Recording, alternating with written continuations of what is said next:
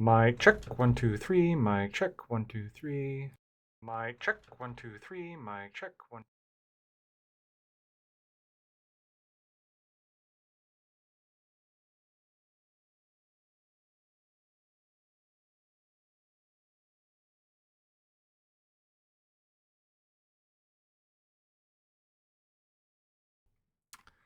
Welcome, welcome.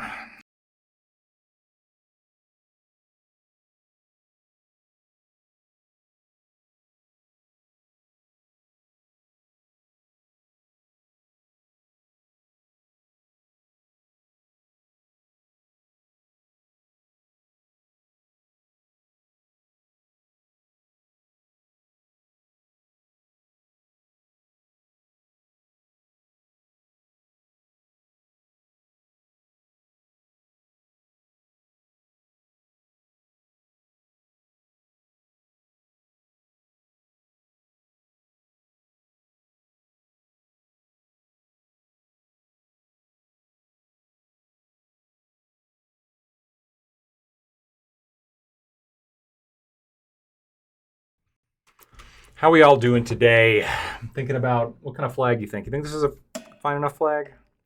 I could maybe put up like a Gadsden flag, maybe.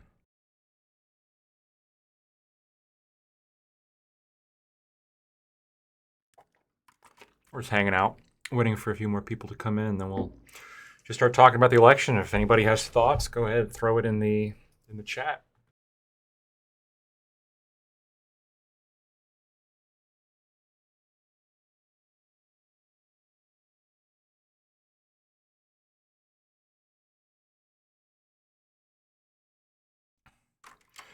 You didn't get hired to fight for the GOP in your state. No, I didn't get hired.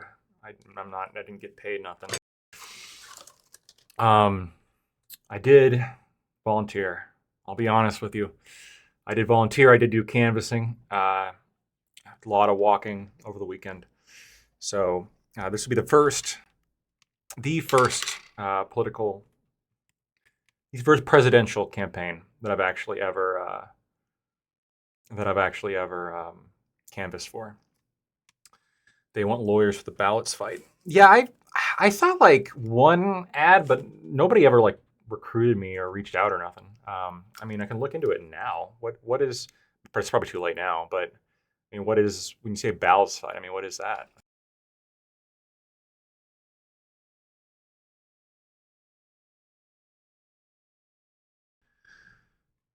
Let me take a look.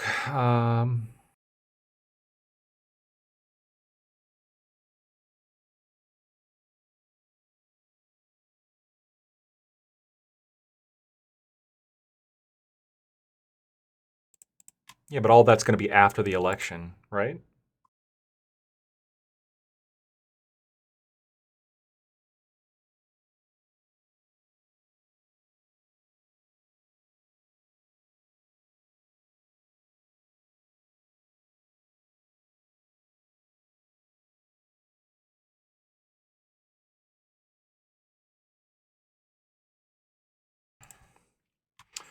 Yeah, we'll see. We'll see what happens. I mean, no, I nobody recruited me, and I even talked to, I guess, some of the Trump people in my state about, the fact, what I do, and um, I don't know. I guess maybe it's just not something they need right now, or maybe already have all the lawyers they need, or maybe I didn't impress them enough. Who knows? How you guys doing on this day before the election day? This is the day. This is the day.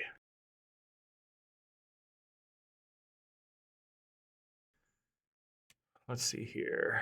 Um,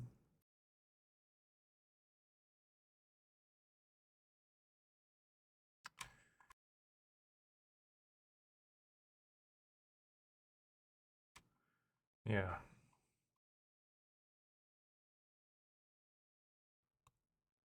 Trump. It's. I mean, It's good at the end. Fucking end. Uh, what's it called? The final distance. The final stretch.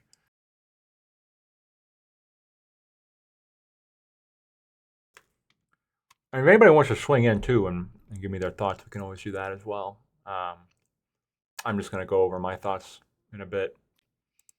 So what I think is going to happen, what's going on. I put my final prediction on Twitter, but obviously explaining that shit over in Twitter is just not going to be as effective as going over it in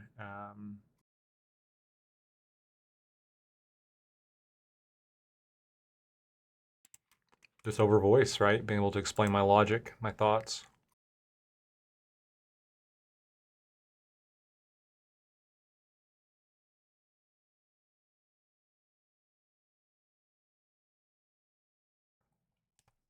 Every Democrat on Twitter is calling it North Carolina and Georgia for Kamala, and I don't know why. Like you have some people who are saying, look, it's going to be all the way, like every single swing state. Harris, every single swing state. Trump. I don't think that's going to happen, as you guys will see in a second. But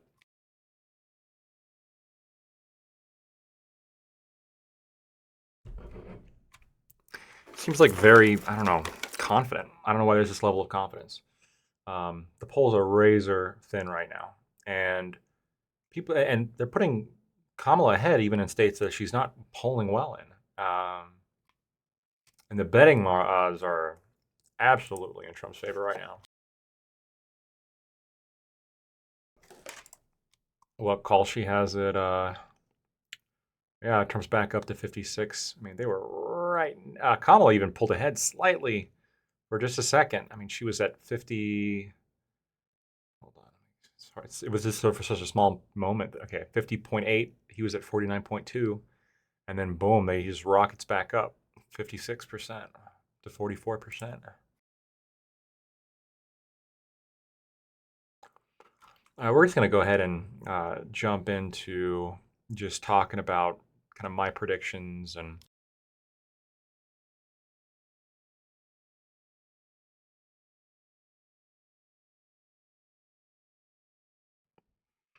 yeah.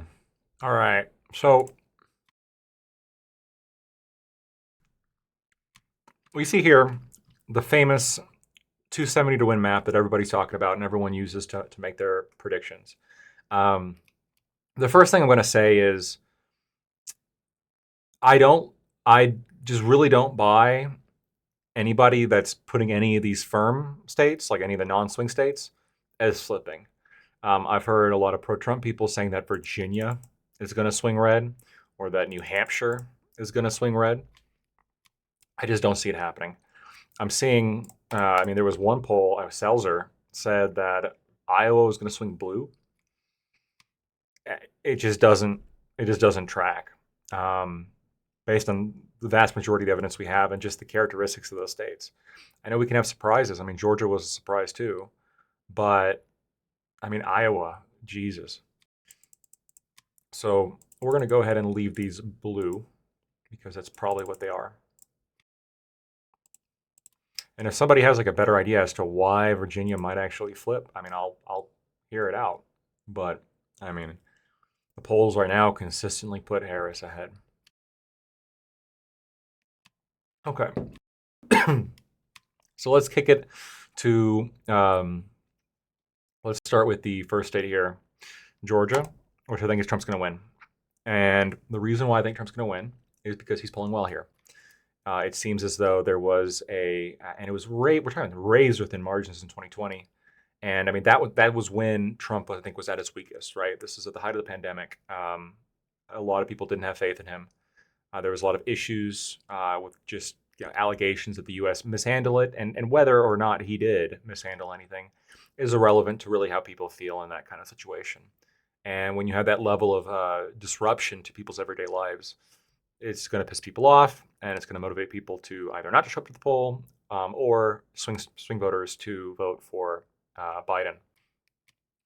But you simply don't have that this time around. And this time around, instead, you have people generally unhappy with the way the country is going, with the way the economy is going, with the way the state of foreign affairs is going. I've talked a little about how I'm not hawkish on immigration, but people are generally upset about immigration as well.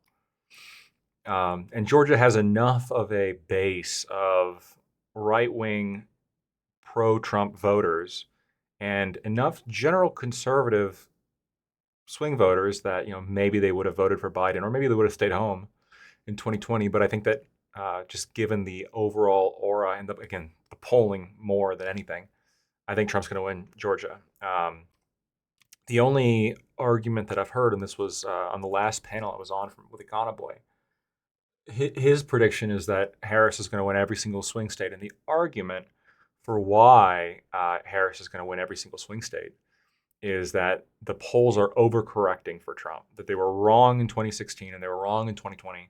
And so they're going to be overcorrecting this time around in 2024, and that they're trying to correct for the hidden Trump factor when it comes to beating the polls, right? Which is primarily the level of social, I think, demonization that there is against Trump voters. That a lot of them don't want to go out and talk about it. They don't want to answer polls. They don't want to.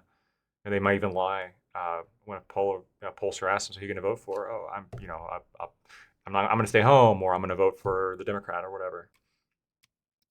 So a lot of those pollsters are allegedly trying to control for that, and the allegation is that they overcorrected.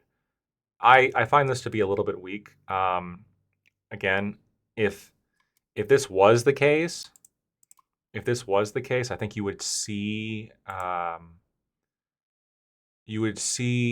the betting markets doing a better job at controlling for this. I think because a lot of people, especially people who are dumping millions of dollars into this, they're going to do a lot more due diligence than we are, right? Just in terms of what is the accuracy of the polls, what's the methodology of the polls.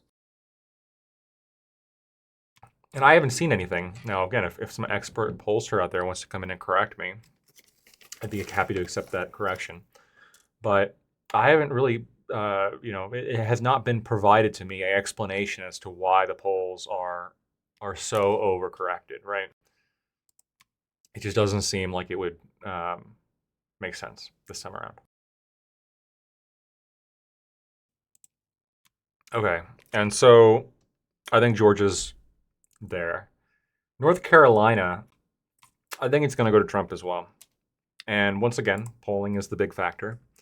But another factor, and North Carolina is, it's odd because, again, it is a swing state for sure. It absolutely could go either way.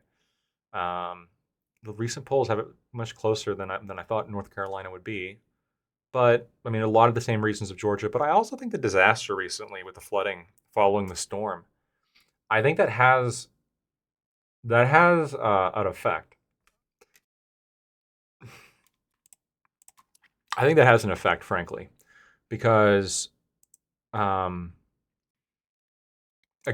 the same idea with the pandemic, right? You have the level of disruption that comes with that, and then in North Carolina, when you have the devastation that you saw there, I think that a lot of people there are upset with that. They're probably going to be, even if the government did an okay job, they're going to be upset the government didn't do more. And you have Trump saying that they would have done more, and Elon saying that he would have done more had he not been stopped. So I think that that's going to affect this as well. And I'm not super educated on the specific economy of North Carolina to know. I know that they have urban centers. I know that I know at least in Virginia, there's a lot of shipbuilding and shipping, but I'm not sure. North Carolina in the north must have some kind of similar stuff. I could be wrong, but it would seem more likely than not. And then we're going to go on to another pro-Trump state. I think that this is one that Trump is polling the best in, if I'm not mistaken. And that's going to be Arizona. And I think the big motivation here in Arizona is going to be illegal immigration. You see consistently immigration is especially in these western states, right? These southern western states. It's going to be one of the most. Hold on a second. Let me just.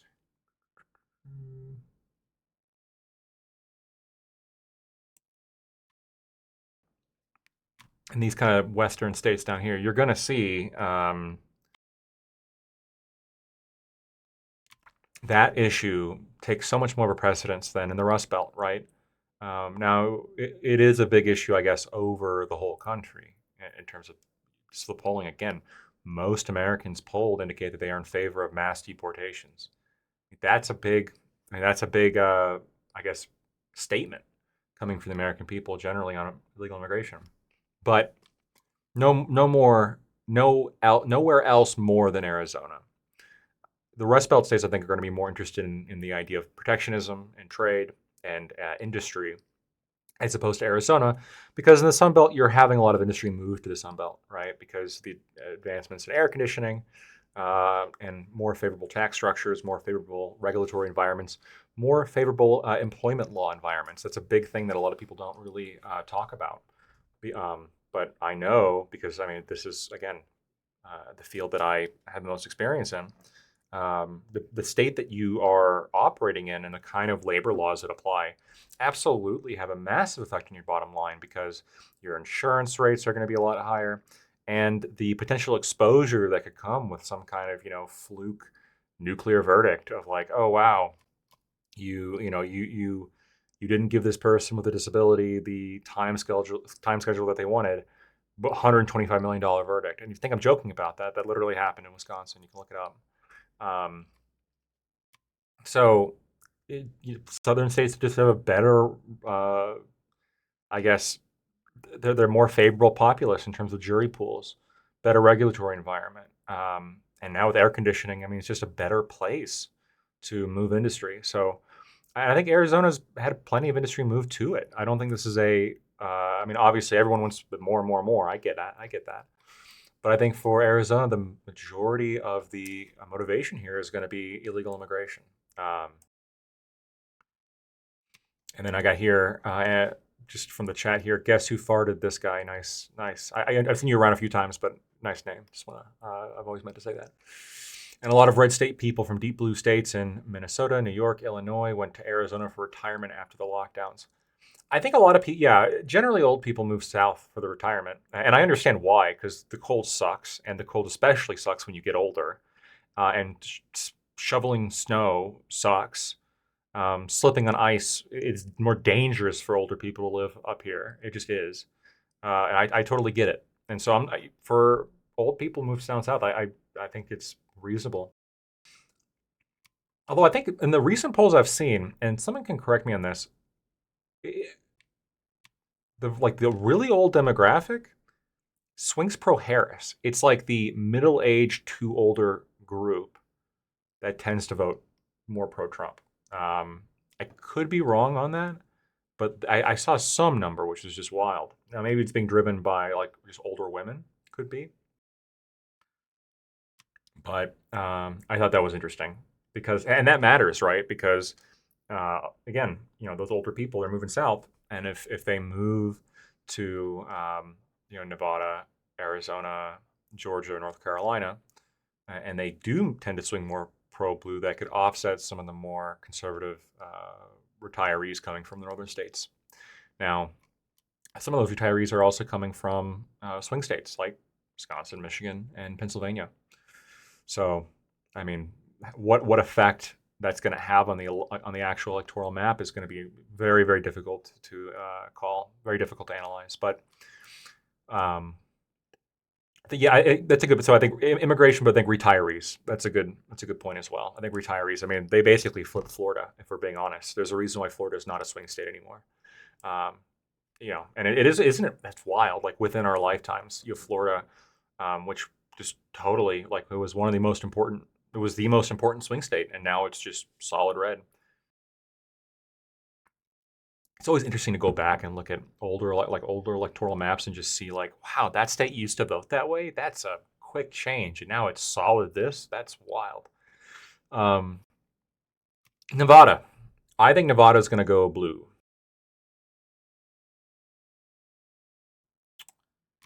Okay, I think Nevada is going to go blue, and um,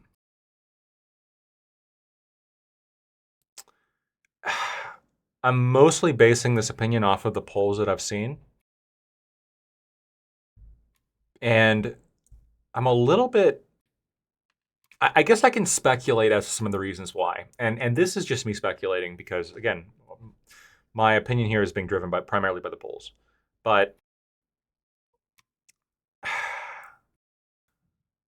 I guess it's not a border state, so you're not going to see the same level of hawkishness and immigration as you would with Arizona. The climate's pretty similar to Arizona, but it's also like there's probably a lot more people coming in from California. I mean, you got this massive border with California. I know a lot of people in California moving to Nevada. And you also have, Las Vegas, which is, Sin City, Sin capital of the world. And I think that a lot of the people drawn to that area are probably just generally going to lean blue. Although at the same time, I mean, isn't it true that gamblers tend to lean red? I'm not sure. I'm really not sure. Um, but for whatever reason, and somebody can explain, it could also be the Native American tribes. But then again, you got a bunch of those in Arizona. Now more in New Mexico. That's really what flips New Mexico. But even despite the fact that Native Americans are actually surprisingly conservative in terms of their voting patterns. Um, but I mean, if somebody can explain to me better in chat why they think Nevada is going blue, I'd be definitely open to hear it. But again, the polls seem to indicate that Nevada is going blue. So far, going through just a little bit of states that we've gone through, we got 262 Republicans, 232 Democrats, and it's all going to come down to these three states because I'm pretty confident, actually. I'm pretty confident in Georgia, and I'm less so confident in North Carolina. Um, but I think Trump's going to win North Carolina, and I definitely think Trump's going to win Georgia, and I definitely think Trump's going to win Arizona. He's just killing it in Arizona. All the polls have him ahead, and the betting odds have him way ahead. Now, if Harris wins these three states,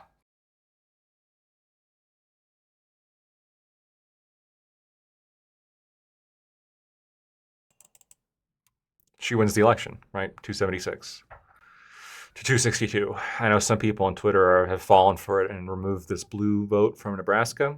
That's not happening.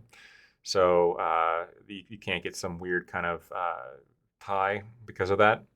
You can still get a tie, but not because of Nebraska. But if she wins these three, I think she's going to win. Now,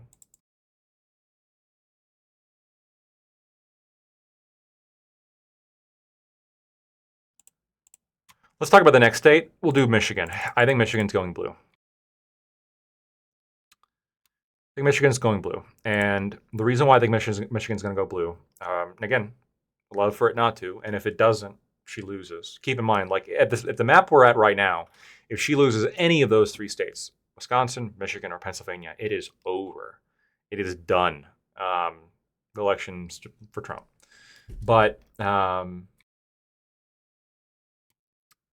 polling is just so far ahead. There is a lot of in Michigan. I mean, you have substantial minority communities. You have Dearborn, which is primarily Muslim, and I mean, look for how much I guess the Dems have said that they're Israel has a right to defend itself. They're less hawkish than Trump has been, frankly. Right? The Republicans have been very hawkish when it comes to Israel, in terms of supporting Israel, and they've said, look, whatever Israel needs to do, they can do. Now, among a lot of Muslims, that's obviously not going to fly because just that community doesn't. They see Israel as a, I don't know, as a perhaps in the same way that the Greek Orthodox see Turkish people. There's some level of animosity there because of historical reasons. Now, that's going to be conflicted with the fact that Muslims tend to be very socially conservative, and I think it was a mayor of the only Muslim town in Michigan, the only majority Muslim town in Michigan, endorsed Trump, right? And so you do have exceptions. You do have Muslims that are going to endorse Trump and they're going to vote for Trump. But overwhelmingly, I do think that they're not. And I think a big part of that has to do with Israel. And I think a big part of that has to do with immigration. Same thing when it comes to Latinos. Now, there, countering that, countering those groups of people that live there, you have the Rust Belt kind of idealistic voters, the people that are upset You guys like my shirt, by the way? Trader Joe's,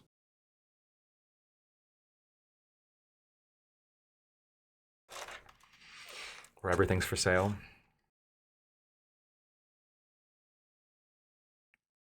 By the way, Joe Biden is a lot better than Kamala Harris. Like, if Joe Biden was running again and he wasn't putting brains, um, I I would so much prefer him than Kamala Harris. Uh, every time. I'm just it wouldn't be it wouldn't be a lot like this. I think important of a race, frankly, if you had Joe Biden as opposed to Kamala Harris. But this is the cards we've been dealt. Anyway, countering the voter groups I was talking about earlier in Michigan, you have the Rust Belt voters in Michigan. You also have a substantial agricultural community in Michigan. They grow a lot of soybeans there, a lot of corn, typical Midwest agricultural products. And those rural areas are going to be overwhelmingly Trump, right? The disaffected industry workers, overwhelmingly Trump. Um, yeah. And so, I've looked at all of them. I've looked at the other communities, and it does look like, in my opinion, love to be wrong, but in my opinion, it does look like Michigan is going to swing blue. So let's talk about before we get to the most important state, which is Pennsylvania, for a number of reasons. Um, Primarily the math, but also because it's the closest of the swing states, and it is the most important one as well because of that math, which makes it a super exciting election. You have Michigan, or you have Wisconsin, sorry, my state, and I think it's going to go blue. Those of you who haven't, you guys weren't here a little bit earlier. I canvassed. I went out. This is why I wasn't streaming over the weekend. I was doing IRL work to try to get this stuff right. So I was canvassing and doing my part for the Trump campaign. But that being said, it's obviously worth the effort. I'm not saying that look, at no point would I say give up, right? I mean, you have to. Sorry, unless you live in California, you give up. Then, if you live in California, give up. But if you live in a swing state, don't give up, right? You got to vote. You have to get people to vote. You have to canvass. You have to do the work. Yeah, I mean, that's what you got to do. And so I believe in doing that still. That being said, I don't think that. I think Wisconsin's kind of tough. The past couple elections have been pretty blue, right? I mean, you have Evers winning. You have Ron Johnson just barely hanging on, and he's been around forever. So, and those are in the midterms, by the way. And so, um, and also the person running against him, I'm pretty sure that was Barnes. I mean, he was not all that popular. And so, give me one second.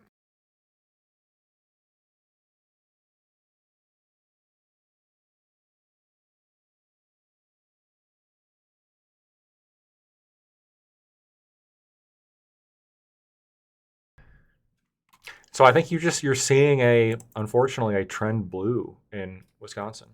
Um, and I don't really think there's much that can be done about it. Of course, obviously, this could fluctuate depending on the demographical changes as people move in, people move out. But I still think it's going to go blue. So again, similar to Michigan, you have. Well, I can talk a little bit more specifics for this state. So here in this state, we have really two major zones of blue voters, right? You have Madison, and then you have Milwaukee. And you have some other pockets of blue voters, but they tend to be low population areas. So there's a Native American tribe way up north, and they have like a large piece of land. I don't recall the exact tribe name, but they actually tend to vote blue. But other than that, I mean, there's really not a lot of blue areas. It's really like red, and then the two major voting hubs, which is the two largest cities, which is Madison and Milwaukee. I think that these areas are going to, and they're just very populous, right? There's a lot of people that live there, and I think that they're going to really drag, and the number of votes are really going to drag those blue votes up. And with suburban white women, which is a kind of a swing voter demographic here, I since Roe versus Wade, I don't have confidence in that voter group. I don't think that voter group is going to be enough to give the sort of rural and suburban areas that have typically, at least in 2016, were strong enough to outweigh those two heavy blue areas. I don't after Roe versus Wade, I don't know if the suburban white mom voter is going to be, there's enough of them that are motivated here to go out and vote for Trump that it's going to be able to shift the vote away. In fact, some of them might even be voting for Harris, right? Because part of it's maybe the woman thing, but I think most of it is just abortion, right? I mean, abortion is just such a hot button issue, specifically for women, young women specifically, right? And yes, suburban moms are not really going to be that young woman demographic that is overwhelmingly obsessed with abortion, but it's still a major part of their voting pattern, and still a major part of their motivation. I think it was Average Debate Enjoyer said that it comes up fourth. I just don't know. I just, among all women, it just seems like when I have conversations, again, anecdotal experience, maybe I'm wrong. Like when you have conversations with suburban white mom voters, right? They still care a lot about abortion.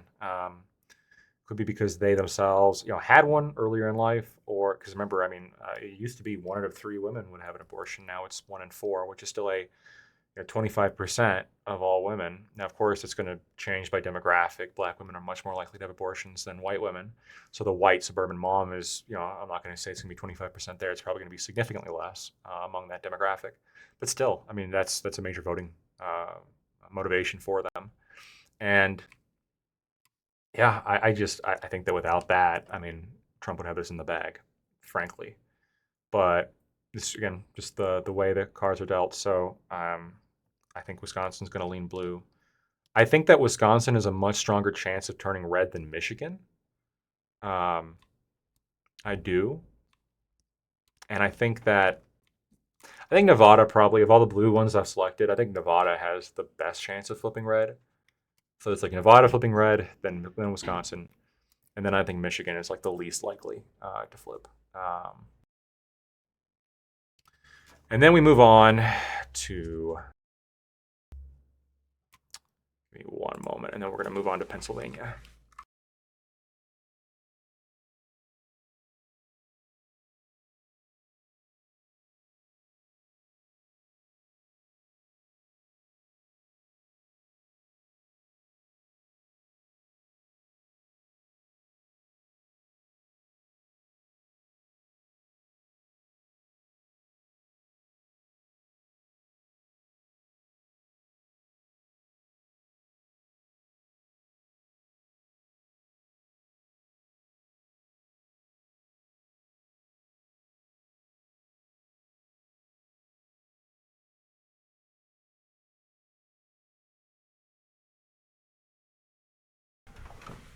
All right. And by the way, we got plenty of time before the Reverie. So if anybody wants to swing on, come on chat. Absolutely welcome. Just let me know in Twitch chat so I can bring you in. You're going to have to be somebody that I've seen in chat for a while now, just because of trust. But if you're a regular and you just want to hop on and chat, absolutely. Just let me know and then pop in the Discord and I'll drag you in. All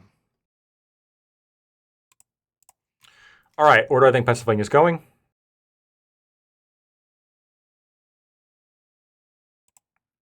I think it's going to go Trump by the thinnest of margins. I mean, Pennsylvania is the polls here are razor thin in terms of the margins. I mean, it is so close. And this is something where I'm actually, I know that the betting odds are going to be greater percent. There's going to be a greater delta than the polls, obviously, because it's a projection as opposed to a, projection of who's going to win, despite the fact like how much they're going to win by. That's not particularly relevant. It's really just, are they going to win? And it's, I mean, what in the last poll, Trump was ahead by 0.5% or something wild like that. I mean, we're talking less than a percentage difference between Trump and Harris, and I'm pretty sure the aggregate polls have it about that as well, where it is razor thin. I think Trump is maybe very, very, very slightly ahead. In fact, let me look it up right here.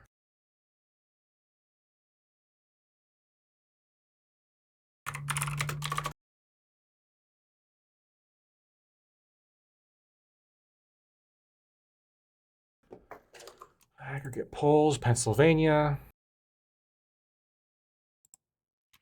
Yeah, 538 has it as even. Now, of course, it's not perfect. And I mean, we have right now the current polling is Trump 47.9, Harris 47.4. I mean, this is wild. I mean, and by the way, it has been neck and neck almost the whole time. I mean, you see Trump gaining more over time. I mean, in late August, Harris is the leader, and then throughout September, Harris is still the leader by less, and then you get into October, and like it's like mid-October is when Trump starts pulling a little bit ahead, which is good. Again, you see a trend upwards ever so slightly for Trump, and then a trend a little bit down for Harris, but not by much. Not by much. You see Trump actually gaining more than Harris is losing, right? Um, so I think that shows that people aren't, a lot of the voters in Pennsylvania, they're not, like being turned off necessarily for Harris. It's that I think a lot of Trump's base there is just getting convinced again to vote for him, is what's happening. And yeah, I mean, razor thin margins. This election anybody could win. I think Pennsylvania, you have again big blue cities as common elsewhere in the U.S. But I also think that you see again Rust Belt, major industry in decline. You have rural areas, especially close to West Virginia, close to Ohio. Um, a lot of mountainous rural regions. I mean, it is the most purple of states, and it is the most important state, right? Because you have 19 electoral votes, and the way it works is, I mean, that 19 just works. So, I mean, just the way the math works out. Like, if for example, let's say that Harris wins. Let's say that Harris wins Pennsylvania. In order to, oh well, hold on. I don't think. Yeah, this still. Yeah. So even if Trump gets Nevada but loses Pennsylvania, doesn't matter. It's over. Harris wins. If you break the blue wall, as they call it, right? You break Wisconsin, Michigan, or Pennsylvania. Yeah, you Trump can win. But again, these two are just so unlikely that Pennsylvania is really his hope, I think.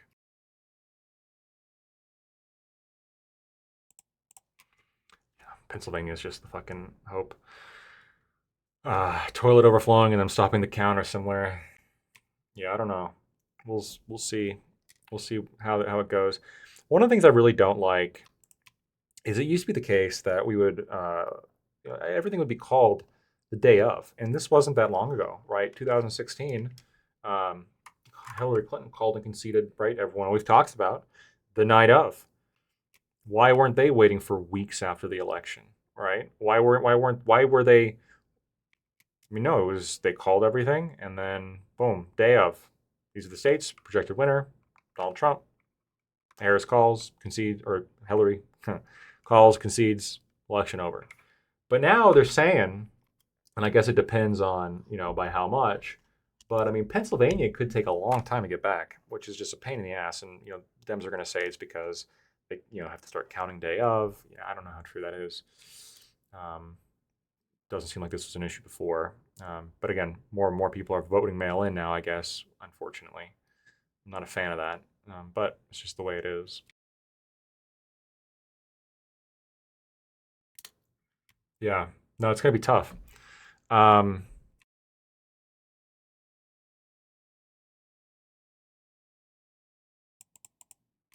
so let's talk a little bit about. I need time to figure out.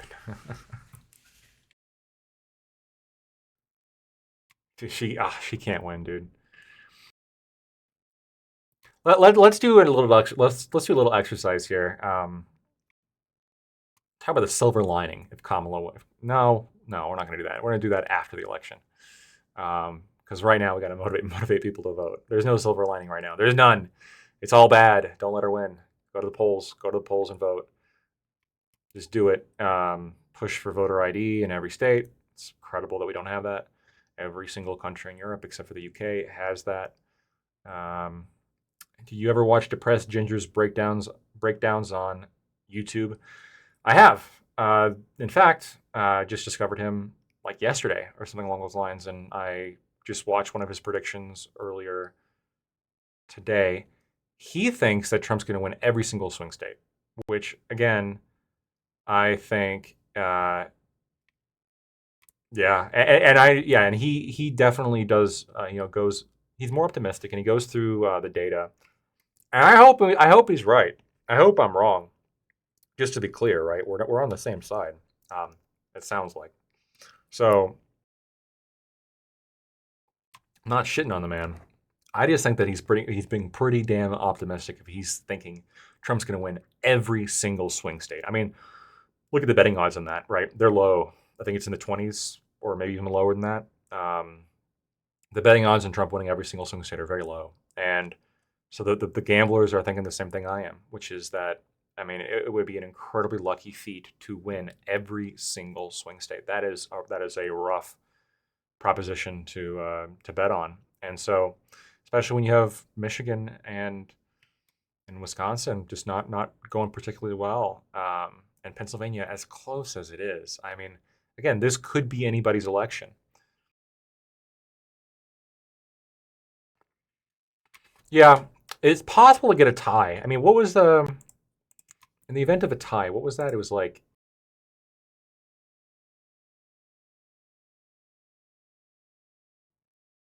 no.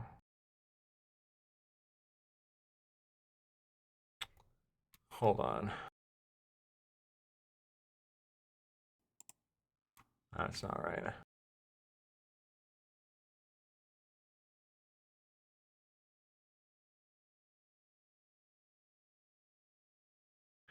Shit, guys, what's the breakdown that makes? Hold on, I think North Carolina three blue. Give me a second.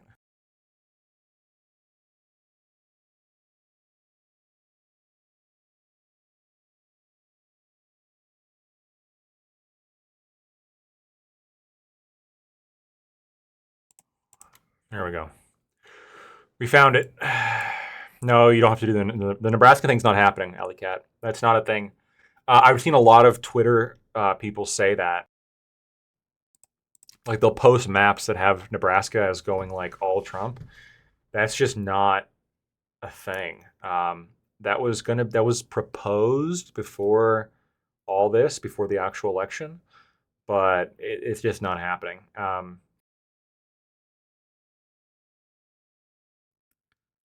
Yeah, I'll talk about the Seltzer poll in just a second. But this is what the map would look like if to get a tie, and if that happens, I think Trump still wins, right? Because the votes, the House votes for the winner of the election. Um, you're saying the VP picks the winning vote. I don't think that's right. I think the hold on.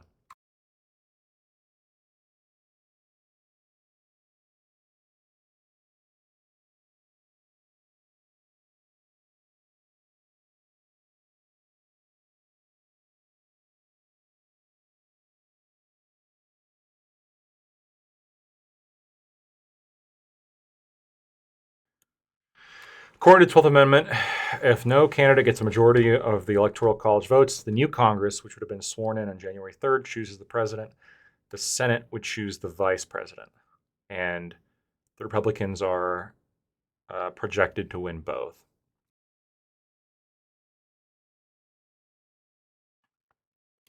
And so this is also part of the reason why voting down ballot is so important, right?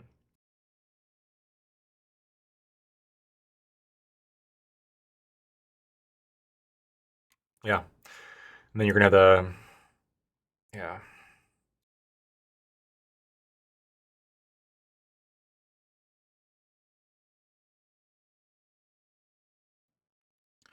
Seems odd for a candidate to pick the winning vote. Yeah, but I don't think she's going to be able to, right? Because the new Congress is going to pick the the winner. And again, if everything goes, which I mean, I guess if we get a fucking map like this, then the election is way all over the place. But assuming the Republicans win the Senate and the House, then when they get sworn in, they're going to pick Trump and then JD Vance. Harris Vance, that would be fucking. That would be interesting. Um, can that even happen? Hold on. I think that might actually be able to happen.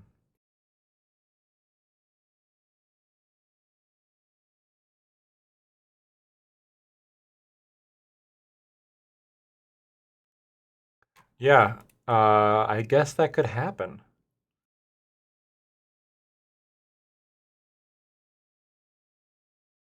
That'd be genuinely hilarious. But just so you guys are aware, I mean, this map right here is overwhelmingly impractical, like overwhelmingly unlikely, I guess is a better way of phrasing it, because a number of things have to happen here if we get a map like this. Arizona has to go blue in the same election, which Michigan goes red, which, uh, again, like Michigans are polling much more blue than Arizona. Arizona's polling incredibly red. So I just don't see this happening. You also have a red Michigan with a blue North Carolina, which more plausible, but again, unlikely. Um, red Pennsylvania, I guess that's fine. Yeah, so this is a super rare map, theoretically possible. I don't think we're going to see this map, but if we do, then it's going to come down to the down ballot votes. Who's going to win the Senate and who's going to win the House and who's going to get sworn in when the new Congress comes in. And then, assuming the Republicans win both houses, which is projected that they will, then you would see Trump Vance winning. Let's scroll up the comments. How long did it take to declare that Obama was the winner? I don't know. That was a while ago. I don't quite recall that. But if you know, I mean, I'm pretty sure that was pretty soon, right? I mean, I recall elections being called really soon. 2016 was night of. Might have missed you talking about it, but thoughts on the Seltzer poll? So I looked into that a little bit. Seltzer apparently is like a award-winning pollster that's very accurate. And I looked at some of her past predictions, and they were a bit off, but they weren't crazy off. I mean, they were relatively accurate, it seemed. But her conclusion this time, giving Iowa to Harris by a significant margin, feels wild. Like that is a wild prediction, or I guess wild poll. Like every single other poll is putting Iowa firmly in the hands of Donald Trump, firmly. And all of a sudden, this one poll comes out that gives it to Harris by a significant margin. Like we're talking double-digit flip between the all the other polls basically in Seltzer. And I just, I have to go with just the consensus here. Could Seltzer be right? I can't rule it out. It seems incredibly unlikely. Um, she's only been wrong once. Yeah, I mean it's weird. It would be really fucking weird. Um,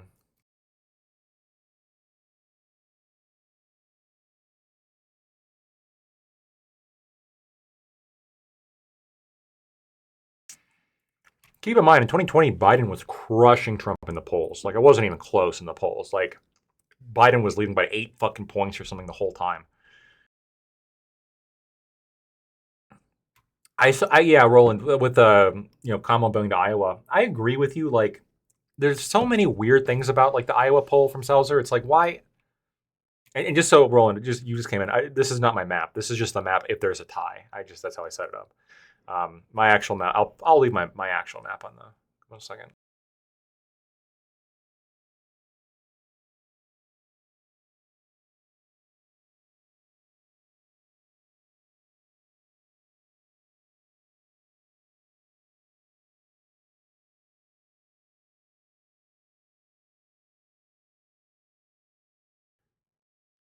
Wow, they don't even need Arizona if they get Pennsylvania, North Carolina, and Georgia.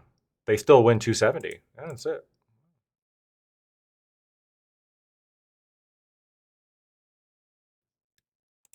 I think they're gonna get Arizona though. They don't need it though, but I think they're going to get it. I mean, he's polling so well in Arizona right now.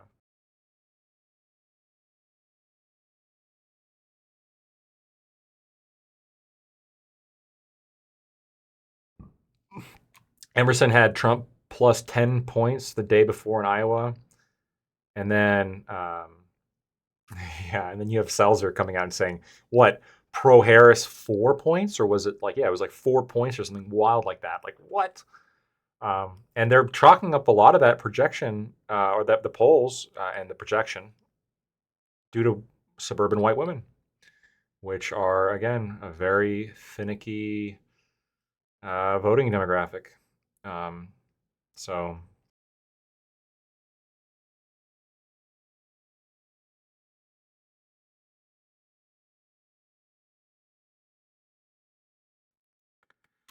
finicky is a very respectful way of saying it, right?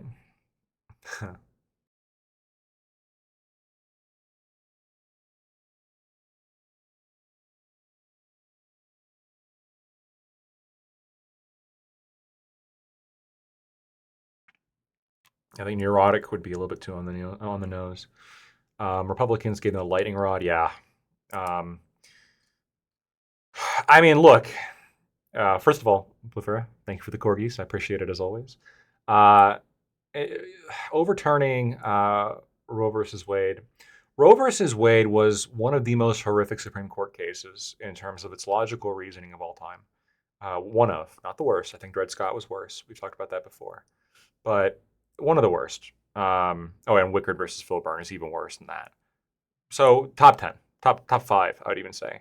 And it needed to be overturned, and it was a good thing that it was overturned, just for legal consistency, um, not having a silly legal system that just bows down to what the voter wants as opposed to what the law is. I mean, there is a way to change law, and that's where room for democracy steps in. But you can't just pressure the Supreme Court or get the Supreme Court to legislate from the bench. And there's no serious person that's going to say that Roe versus Wade was not legislating from the bench, because it was, flat out. But I mean, there has been the unintended side effect here of getting rid of that awful, awful case, which is that it has shifted things, right? It has shifted the whole the electoral makeup of this country. You had, I think, a large portion of um, people who are pro-life, women that will identify as pro-life, for example. After Roe versus Wade, like a significant chunk of that just evaporated, right? It's like all of a sudden you have a whole bunch of areas in which women are identifying as pro-life and identifying as Republican, and they're winning elections. The Democrats are winning elections there. Or you have Ohio or what I mean, what was it, Nebraska, uh, putting in their constitutions relatively left-wing abortion stances. Um, Dred Scott's got to be up there at number one. Yeah, it is. It's the worst. It's the worst case. Wickard versus Filburn, number two. Chaplinsky, number three. Korematsu, number four. And then maybe Roe versus Wade, number five. But you could probably come up with some other terrible fucking case that I'd freak out about too. Anyway, abortion, white women. I think you see this shift, and yeah, we probably should have saw it coming a little bit better, just because I remember this. I've had so many conversations with people where, like, white women specifically, just to be clear, and they'll say things like, "Yeah, I'm pro-life," and you're like, "Oh, okay." Like, what you know that you just usually kind of lead the conversation there, but try digging a little bit deeper. Try asking like a follow-up question, like, "Oh, okay, so like what are your thoughts on what the law should be?" And a lot of them, what they'll follow up with and they'll say is, "Oh, well, I'm pro-life for myself. I would never do this, but I want, I would never tell another woman what to do. Like, I don't want to decide for other women." And that's just like a very long way of saying that you're pro-choice, right? Pro-choice doesn't necessarily mean I want to make everybody get an abortion or not. Pro-choice is the argument that other women should choose, whether they choose to or choose not to, have an abortion. So they're pro-choice. They're not pro-life. They're pro-choice.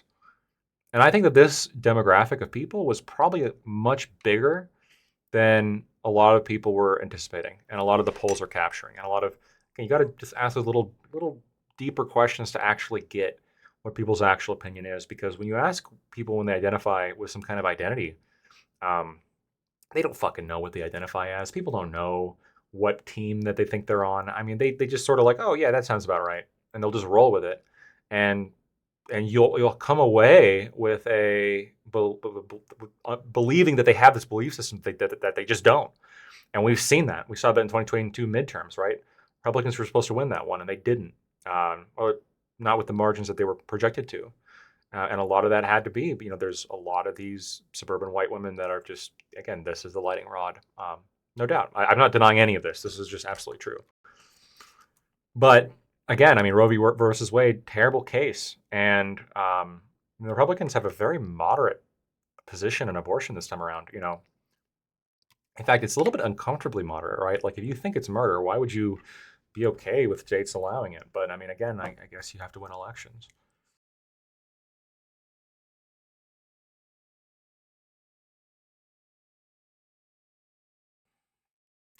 By the way, listening to pro-choice people argue for like pro-choice opinions is one of the fastest ways to become pro-life, in my opinion. Like, every time I hear like, oh my, like, you guys are on Twitter, right? And I love him, and he's a cool guy. But Tuna Chip argued that the reason why tossing your baby out of a speeding car on the highway, I was like, because it was like an abortion analogy, right? Like, let's say you're going down 95 miles an hour on the highway, and you want to toss your baby out. My car, my choice. I want my baby out of my car.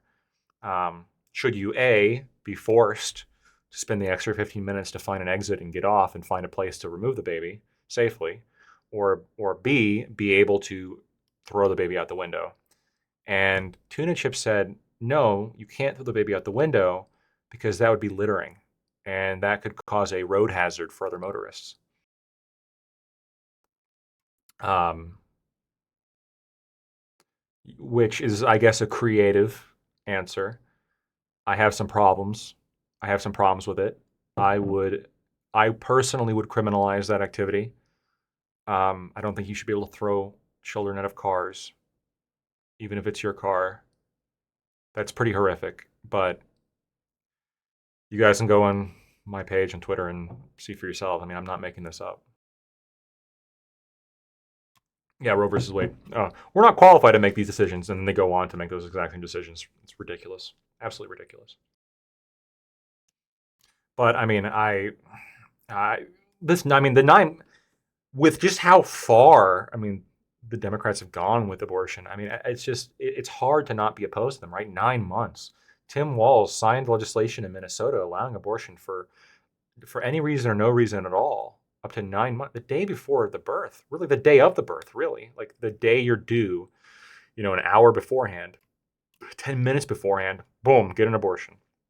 Like the blending kind, the lethal kind, not the induced shit, like and then like the pace comes, like, yeah, it's legal in Minnesota now. And if you look at the legislative history, the Republicans in Minnesota were like, hey, maybe we should put in like some kind of restriction that, if we're talking 9 months, I think it was like 7, 8, or 9 months, only if the mother's life is in danger, or like it was only if there's some medical reason. Sure, there's some medical reason. So, again, even that's a little bit arguable, right? What does medical reason mean? But still, something, right?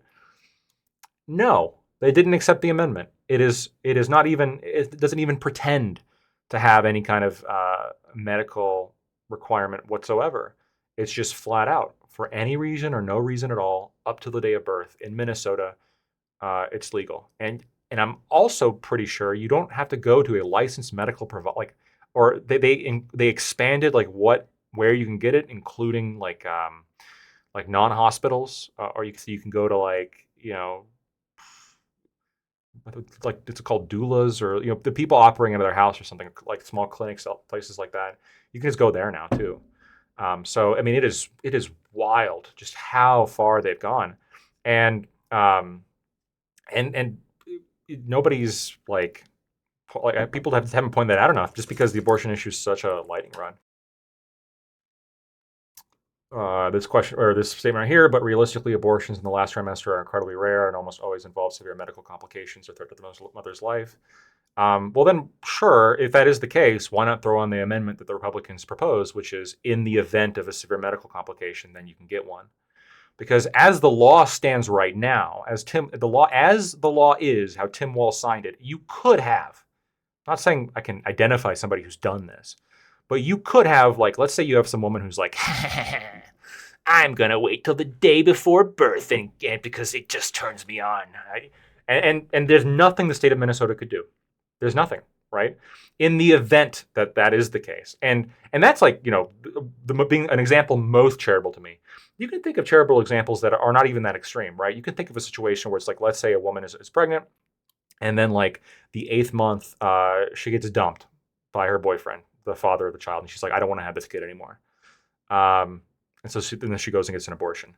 No medical complications, no risk to her life.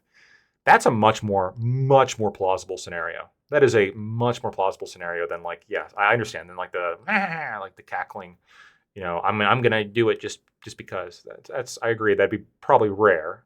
But the fact that here's the thing though, like, yeah, it's rare, but a lot of terrible things are, like, murder is rare, but we still have it illegal for a reason, right?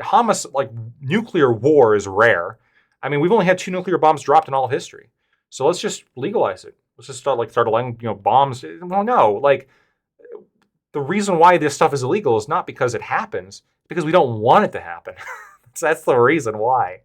Uh, and yeah, fucking wild. And so, yeah, you could also have a financial, like, let's say a woman's pregnant, she loses her job in the 7th month or the 8th month or the 9th month. She can get an abortion then for no medical, no threat to life, anything like that. Again, the Republicans try to put in, the Republican Party in Minnesota, to their credit, they were like, look, we're not going to stop this bill, because they couldn't. They just didn't have the votes. But please, for these late term ones, just please, can we put on something there that, like, requires, like, life, threat to the life of the mother, medical, et cetera, et cetera? And the Democrats said no. Any reason or no reason up until the day of birth. And that is the position of the current VP hopeful, Tim Walz, for the Democratic Party. And no one's attacking him for it. And I think J.D. Vance tried a little bit at the debate, but yeah, they just shake their head. Oh, that's not the case. When it is the case, if you go look at the law, that is the case. They're lying when they say it's not the case. Again, more dishonesty. But the amount of times they've lied about that particular thing has pissed me off. Any proof of this being Walz's position? Look it up. 2020, was it 2022? I think the Minnesota bill that Tim Walz signed into law. It was 2022. It was like reproductive health bill. You can look it up yourself. I mean, it's very easy to find. It's a government bill, so it's like the government of Minnesota publishes this, and you can find it.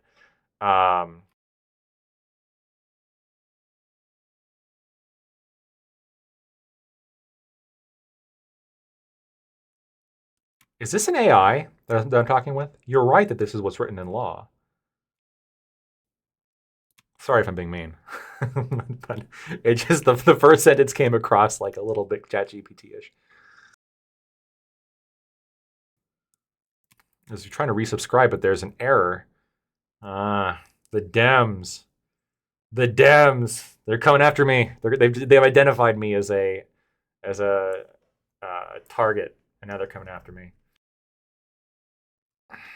I don't think you're an AI. You're a Prime sub. I don't think you're an AI. Let me let's talk a little bit more about this abortion stuff, though, because this is the lightning rod. This is the only reason why women are considering voting Democrat, despite the fact the Republicans' position is so much more moderate and actually, like, now in line with what most Americans actually want, which is, again, it's state by state. Which, I mean, again, I think it should be. I think 7th, 8th month, 7th, 8th, 9th month, the only time that should ever be allowed is life of the mother, like strictly letter of the law. You can't have the situation where it's even possible for a 9-month-old to be killed legally, unless the mother is about to die. That's it. That's the only acceptable law. If we're talking like before like 4 months, uh, we can have an argument, I guess. But that's just going to be a typical abortion, pro-life, pro-choice argument. But I mean, we're not even close. That's the thing, though. Like those sort of arguments, like the more rational arguments, I guess, of like, where does human life begin? What does it mean, et cetera, et cetera. We're talking like the first month, second month, third month, fourth month. Those used to be the conversations because pretty much the whole country was on board with that, or was on board with at least that, right? Of course, you had more pro-life states that were saying like live conception, this is murder, you shouldn't allow it. Which again, that's an argument. It's not a weak argument necessarily. I think there's definitely basis for it. Yeah, rape, incest, and medical emergency, like those, the exceptions. I mean, Trump has even said, like he said, I believe in those exceptions. I mean, how many times has he said that? Every fucking time he talks about it, he finds a way to work that in and talk about how much he cares about the exceptions and how much he cares about the. I'll just repeat myself, but that's not even where, like, that's where the R's are at this point. Where the Dems are at this point is you have the current vice presidential pick who signed a bill, the PRO Act, as Clunker identified earlier, the Protect Reproductive Options Act, that allows a abortion at any time for any reason or no reason. And remember, I mean, the whole country was burned down because George Floyd was killed, right? And that was one person. So, I mean, one is too many. The fact that the law allows this is the problem. Point blank. The fact that it is possible. Like, imagine if tomorrow Congress passed a law saying lactoid can be blended. It's now perfectly legal to kill lactoid. Like, whoa, bro, what about? And you've never been murdered before, lactoid. It's very rare. It's very almost not going to happen. It's almost, who's going to kill you? So we might as well just legalize it, right? Well, no, what? The fact that this is now a law is the evil. Like this is blows me away. Ninth month. We're talking ninth month. Day before. Like literally the only difference is, I guess, 15 minutes and passage through a muscular tube. That is the difference. And this is the vice presidential pick who signed this bill into law in Minnesota. And Republicans are the one with the extreme position on abortion. It's just, I don't know. Like, there's just like a collective delusion here happening where it's like people just aren't looking at that as the insanity that it is. Or I think this is also true.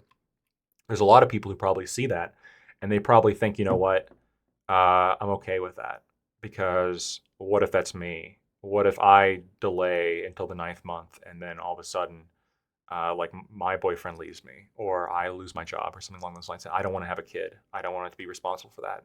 So I want the ability, right? The freedom to get it the day before. There's probably some percentage. Of people. Yeah. But what's more evil, having a law that allows it in the ninth month and no one actually does it? Well, at least one person did it before, according to you. Or banning it entirely, causing more unnecessary deaths of mothers or an extreme suffering of victims or minors. I think the ninth month wing is actually more evil, and here's my argument. Because that's like undoubtedly a human being. Nobody's debating that, or nobody serious is debating that, right? I know there's like Peter Singer, philosopher, who thinks that like basically they're not really a person up until 2 years old.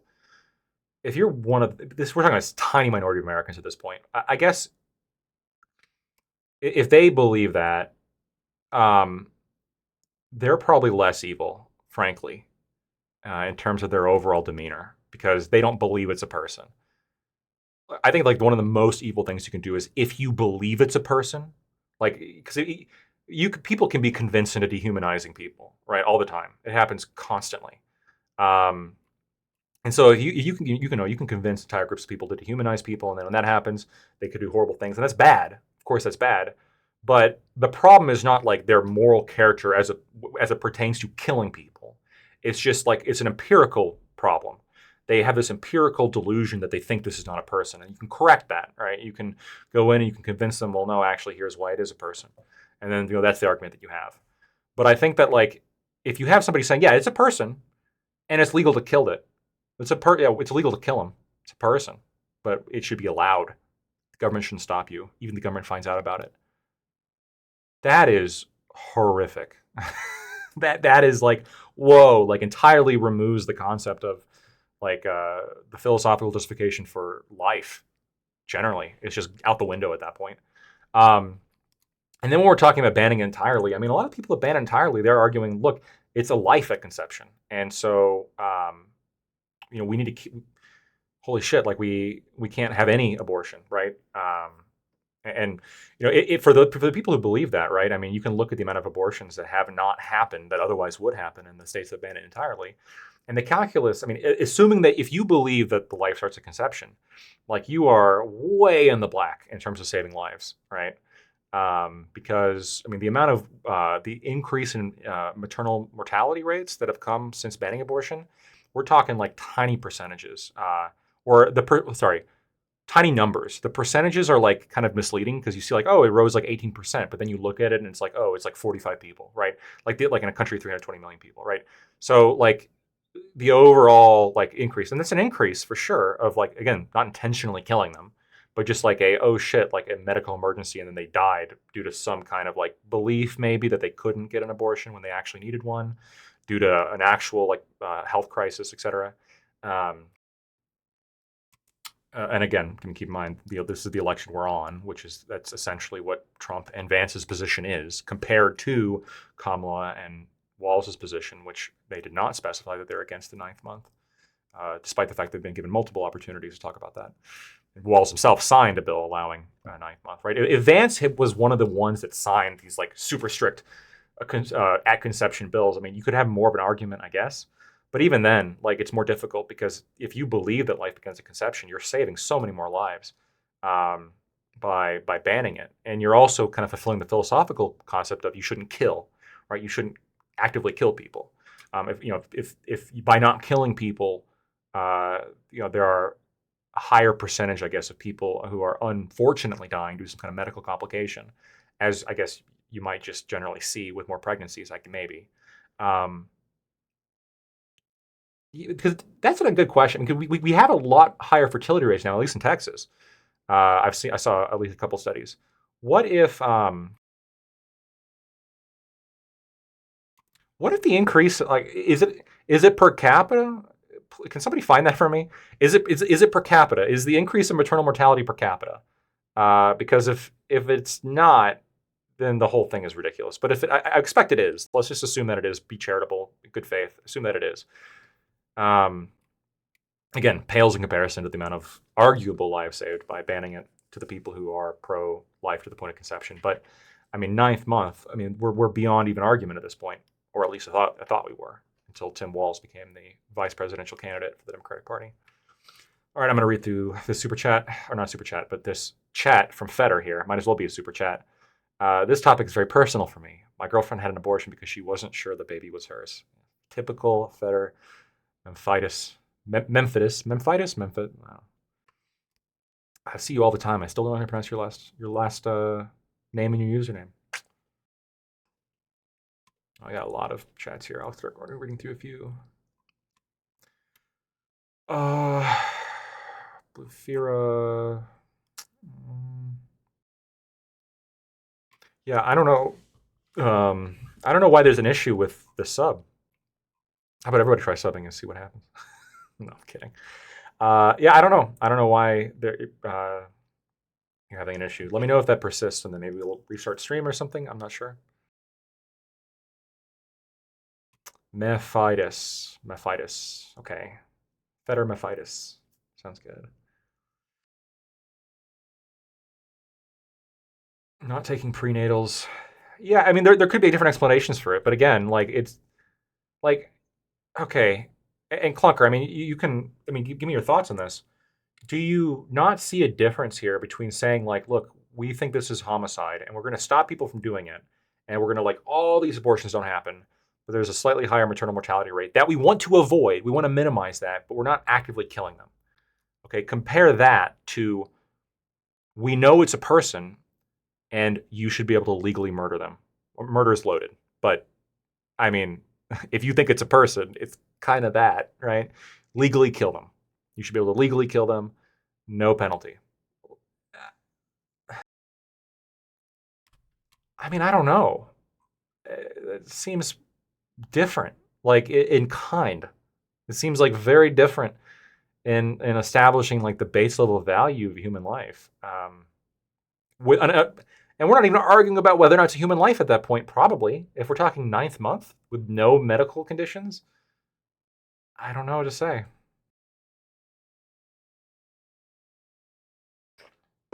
When do we start saying the mortality deaths are due to the law not being clear yet? It needs to be cleared up over time. I don't know. It could be that actually, that's a good point. Actually, it could be that as people get more comfortable to the law and begin knowing and maybe this is a problem of people not being the lawmakers not being clear enough on this, which I think I can agree with. Of like, oh yeah, when I'm having these issues, I can go get abortion or whatever. Because maybe there's people who just. My assumption is it's probably not that. My assumption is it's probably that the kind of people, and this is just true. It sounds bad, but it's just true. The kind of people that get a lot of abortions are also the kind of people that tend to have a high mortality rate. Black people. Um, Overwhelmingly high rate of abortion, also high maternal mortality rate. And if you see more fertility among this group, you're probably going to see more maternal mortality as well. Do I like that? No, of course not. Like maternal mortality is awful, and that should be reduced, but not by fucking capping 9-month-old babies.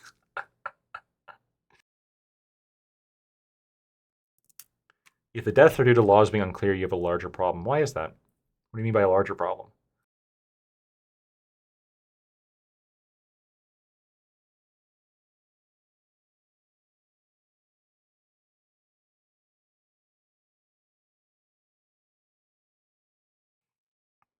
See, I'm the biggest spokesperson for Black Lives. Really, I mean, think about it.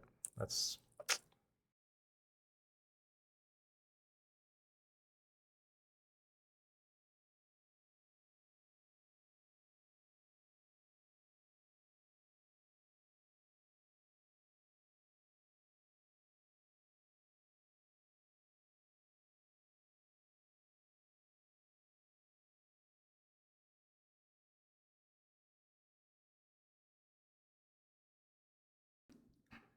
yeah. I saw people talking about the Peanut the squirrel.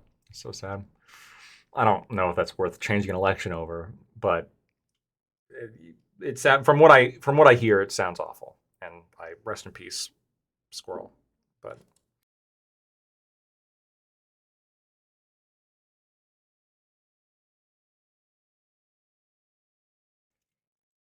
the premise of your argument is a bit flawed, though, when you say that I'm for reducing maternal mortality, but not by killing 9-month-old babies. No one's actually arguing that or doing it. Most argue for allowing first trimester abortions to reduce maternal mortality, which I think you would agree on. Um, people are arguing for legalizing it. Tim Walz legalized it. Tim Walz legalized killing 9-month-old babies with no medical reason whatsoever. That is legal now in the state of Minnesota. Just to be clear, right? Now, if we want to criminalize that and say, look, let's keep the argument of the first trimester, but of course that third trimester shit, criminalize it, of course. Then you can talk about that for sure. But then your position's at odds with Tim Walz, right? You're somewhere in between then, like Donald Trump and Tim Walz, right? Tim Walz, who is, sorry, sunflower seeds. Tim Walz saying that like, yeah, for any reason or no reason up until the day of, and then Donald Trump saying leave it up to the states. Maybe your position is like first trimester everywhere, maybe. I mean, there are other positions you can have. Just to be clear, like I understand this is like a nuanced issue, and over time, especially with kind of how far the Dems have been on this, have been maybe pushed a little bit more pro-life, but I fluctuate between the two frequently, actually. And so it's a very difficult, I think, philosophical question. But I mean, there's even though the lines are gray, there's clearly one side You can clearly cross it, right? You can clearly be on one side, and we're talking 9 month old. I mean, it's just clear to me, and it's clear to most Americans too. But again, this election cycle that just wasn't talked about enough. That just really wasn't talked about enough. I think just how extreme Tim Walz is on abortion. That's an incredibly extreme position. I mean, would you guys want that to be the law of the land? Like it's legalized for any reason or no reason all the way up until birth?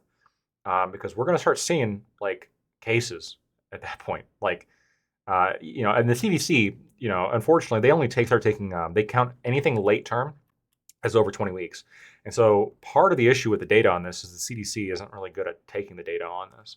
But I, you know, I mean, I'm sure if we start digging into it, and which would happen if this became the law of the land over the whole country. And although to be fair, I can see this happening pretty soon because you got a lot of states that allow it up until the day of birth, right? You got Minnesota, and then I forget there's like 4 or 5 other states that allow it. I forget what the states are, but several different governors are like this. Tim Walz is not the only one, but he is definitely he's one of the few that says all the way up until birth, no reason, no reason needed.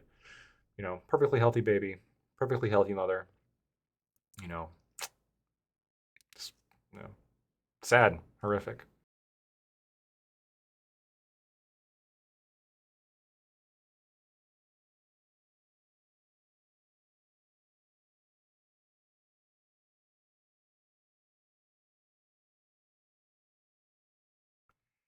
This reminds me a little bit of. So I think I brought this up on stream several times. There is a study of like of how much people overestimate the amount of unarmed black men being killed by the police. Where it's like the far left people believe it's like in the tens of thousands, like it's like a massacre, right? Unarmed black men are just being wiped out by the cops. And then you have like more moderate liberals that they're like, oh yeah, thousands, several thousands, right? Then you conservatives who are like, several hundreds, probably several hundreds, like unarmed black men are being killed by the police. Maybe over, maybe I meant overestimate. But then the actual number turns out to be like between 13 and 27 in all of 2019 in a country of 320 million people. It's exceedingly rare, right? And people dramatically overestimated it, which I think is a lot of the motivation for the Black Lives Matter movement. So I wonder at 13, let's take the low estimate just for argument's sake. Like at 13 lives for the 2019, why not just legalize police killing unarmed black men at that point, right? Using the same logic, just to be clear, Twitch TOS. It's purely a hypothetical exercise. I'm not actually in favor of this. Personally, I would say this would be horrific. I would say if anybody tried to legalize the killing of unarmed black men just because it happened to be a low number in a country of 320 million people, it'd be horrific. I'd be like, well, no. And by the way, that's not even counting some of them that are justified, right? Unarmed doesn't necessarily mean not a threat. But let's assume like the most egregious examples, like George Floyd, which I know some people in my chat even would disagree with me on, but I think it's probably pretty bad. Very, very rare, exceedingly rare, right? We know their names in a country of 320 million people. Why not just legalize it? We're talking unarmed clunker, unarmed black men. We're not black men are like black men with guns and shit. I'm talking specifically unarmed because that's like the high profile things that are being covered by the BLM movement, right? I'll post the actual study in chat. Give me a second.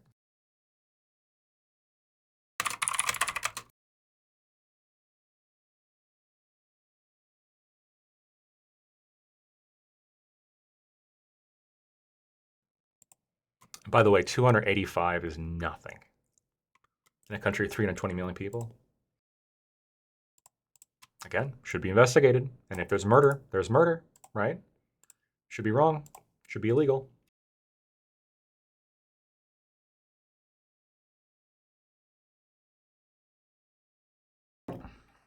But no, I would say, even if it's very rarely happens, like, no, like it should be, the police should have to justify it themselves. And if they can't, it should be a crime because their lives do matter. So anyway, that's the comparison I think of whenever people talk about it being rare. RFK Jr. said not to vote for RFK Jr., Testicle Johnson. I heard him. I heard his words. He looked at me in the eyes in the camera and said, can I mock him? Is that against COS? Can I mock his voice?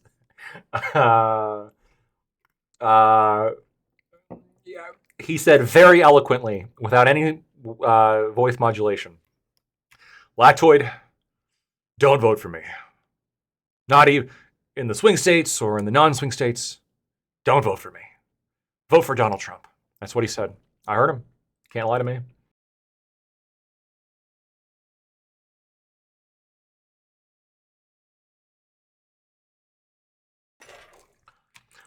Roland right here. I said this in my state capitol on trans and sports issue. I listened to senators how rare it was. So I said by that logic, murder is very rare per interaction. So let's make murder legal.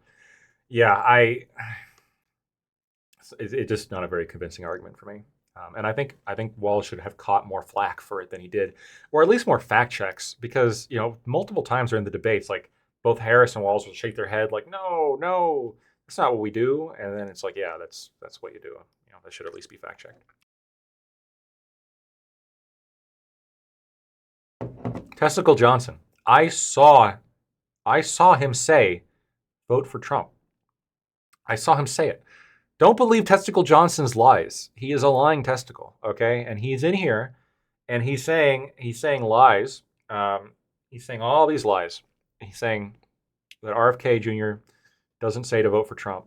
It's not true. RFK Jr. said, vote for Trump. He said it. I heard him. I put my full credibility. This is the fact check. This is a fact check of a Democratic voter right here on this stream. I'm doing it because NBC can't do it. Okay, I'm doing it.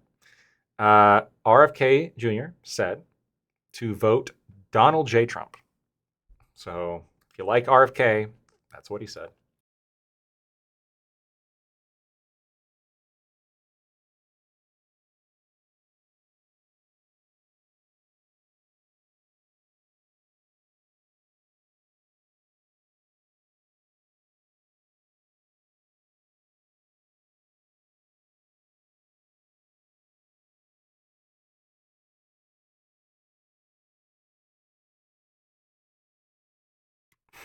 Election interference.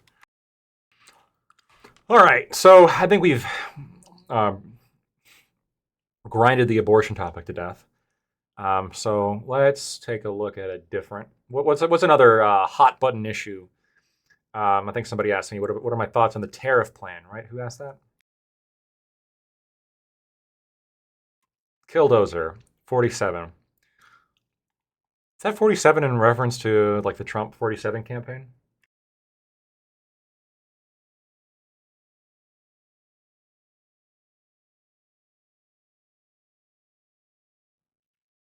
Yeah, Roland had to educate me on the Senate thing. I think they're getting West Virginia for sure. that's for sure. You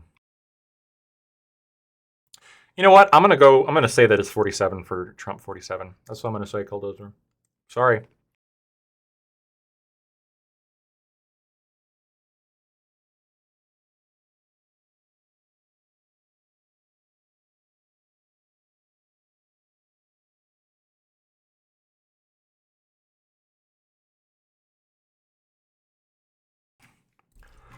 Yeah, tariff is rough.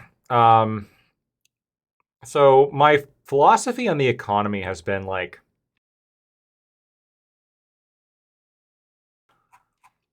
I'm a libertarian, first and foremost. People will say that I'm not, but I am. Scott will call me a socialist. Wick will call me a Republican. But they're all wrong. I'm a libertarian. And I like the idea of a free market with as little interference as possible. That's what I like. That's what I want to see. And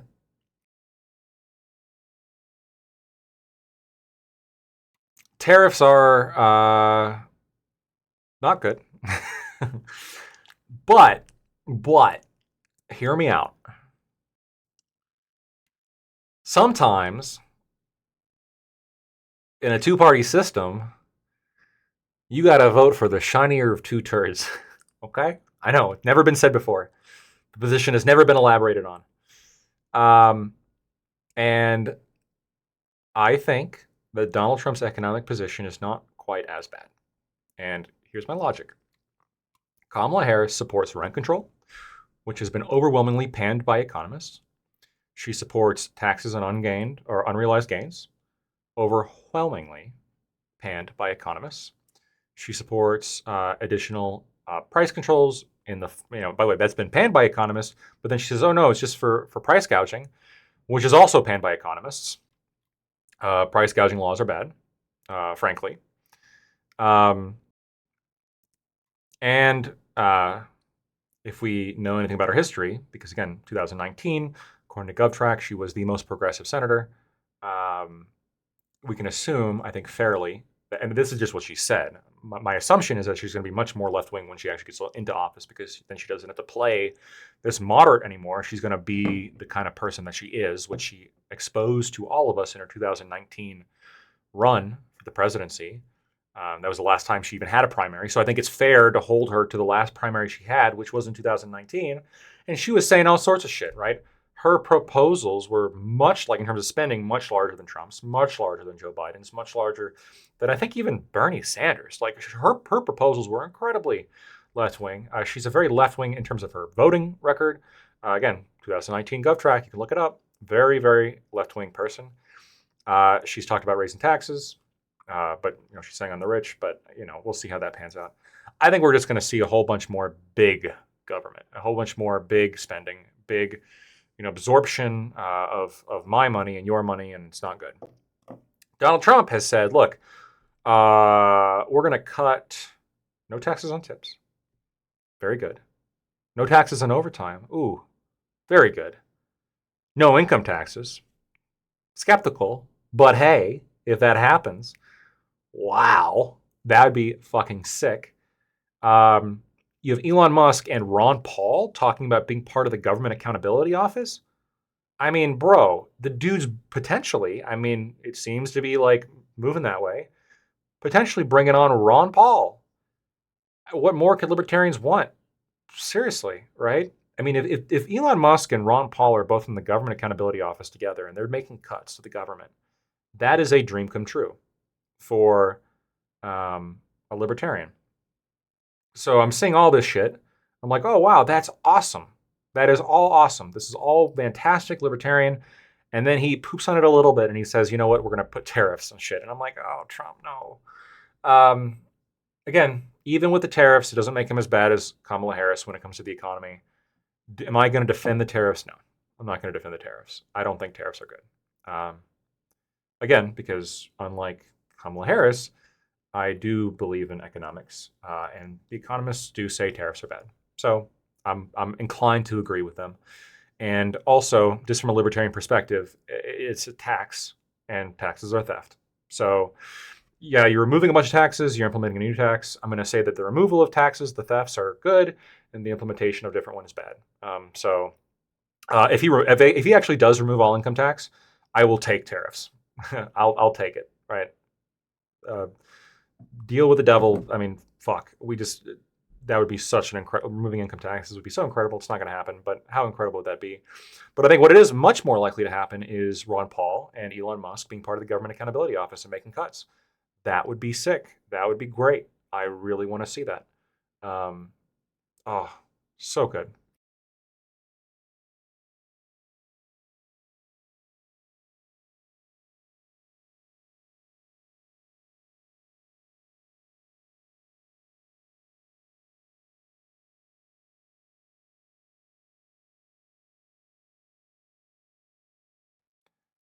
Would it be worse for the economy, Trump's tariffs, or Kamala's unrealized gains tax? I think Kamala's unrealized gain tax would be worse. But I think that you have to look at all of her proposals together and all the proposals she's probably going to put forward that she hasn't told us yet. Because again, she's hiding the ball. She is a progressive leftist, and she has been throughout all of her political career, pretty much, except when she was putting away drug dealers, I guess. But even then, like progressive leftists were like, I guess she's a prosecutor, so she's a cop. But progressive leftist in terms of the policy she's actually passing, in terms of locking up people for weed, I guess she wanted those numbers, I guess. Harris is full of shit in California. She's running ads for taxing carbon emissions, Green New Deal shit. Ad run in Pennsylvania. She's supporting fracking. Yeah, she flip flopped on the fracking issue hardcore. Federer, thank you for the 200 bits. I don't hate the rich. I just want them to pay my fair share. Dude, like 95% of all taxes or whatever are paid by the top 1%. What was it like? No, like 95. Hold on. I'm not. It's like 95% by the top 10%, isn't it? Something like that. I will make fun of you. Trump loses. Hey, fair enough.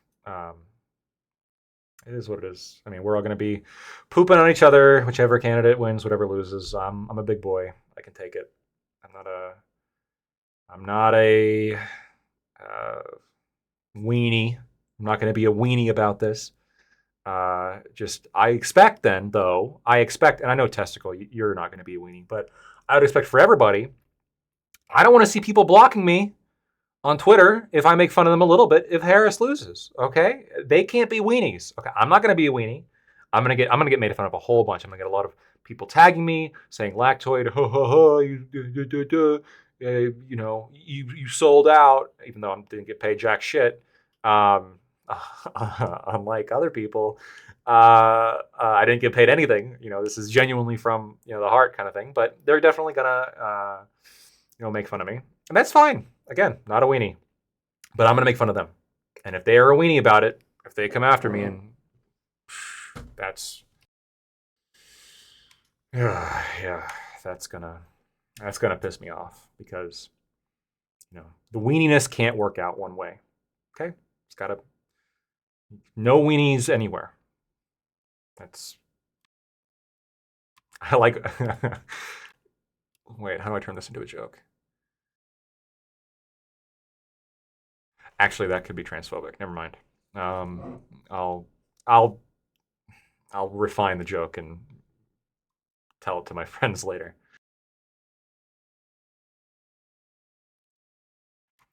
No shot. A unrealized tax is worse than 10% universal tariffs.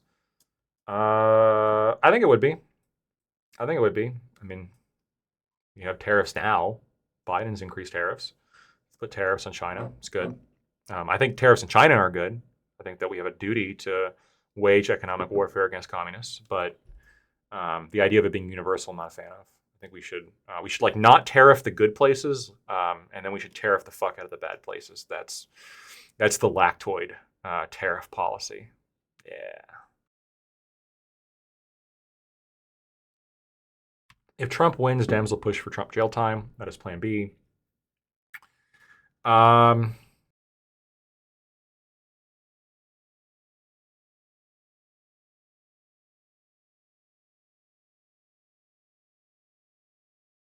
But if Trump wins the election, first of all, to me that kind of sounds like a universe. Like that is the biggest pardon of all time. Like the people of America pardoned you if you win the election. Sorry, straight up. Like I think at that point you should be home free. But then on top of that, didn't we lose the last trade war? No, there were no winners and no losers. China lost out a bunch, and arguably we lost out a bunch. But again, sometimes you got to fight fire with fire. But also, if you're the president, they can't put Trump in jail.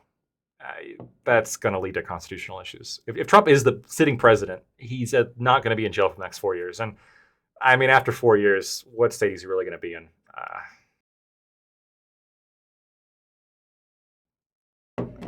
I don't think I think that the unrealized capital, the unrealized gains is going to be. I think.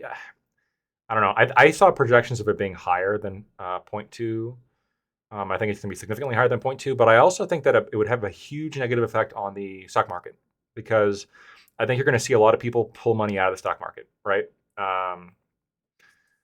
Because there's just all this extra tax you're going to have to be paying. It's also very inefficient. Like I was reading into the proposal a little bit where it's like you have to pay, and then like the current proposal is like if you sell, and then if you like sell at a loss, then that's like you can count that as depreciation, or the tax that you paid as depreciation, in addition to the amount that you've lost as depreciation, which is just bizarre. It's just absolutely bizarre. Wick is trying to convince his viewers right now to push for Kamala. Well, I'm in here trying to convince people to vote. Look, I'm in here trying to convince people to vote for Trump, and he's at 27. I'm at 17. Right? He's a little bit ahead, but hey, I mean, we're doing what we can.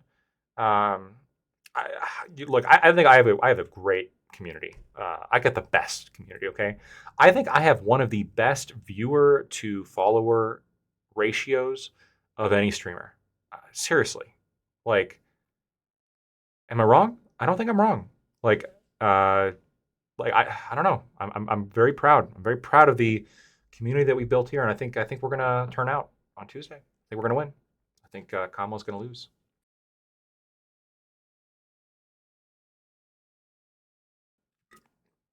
Gibbs. Thank you, Gibbs. Gibbs is another ally here. The biggest ratio. So tomorrow, for those of you who don't know, I mean, we're going to be streaming late today, obviously. Uh, we got Prime's Reverie. It starts in an hour, and then we're going to be, that's going to go until uh, late. It goes like 11:30 Eastern, right?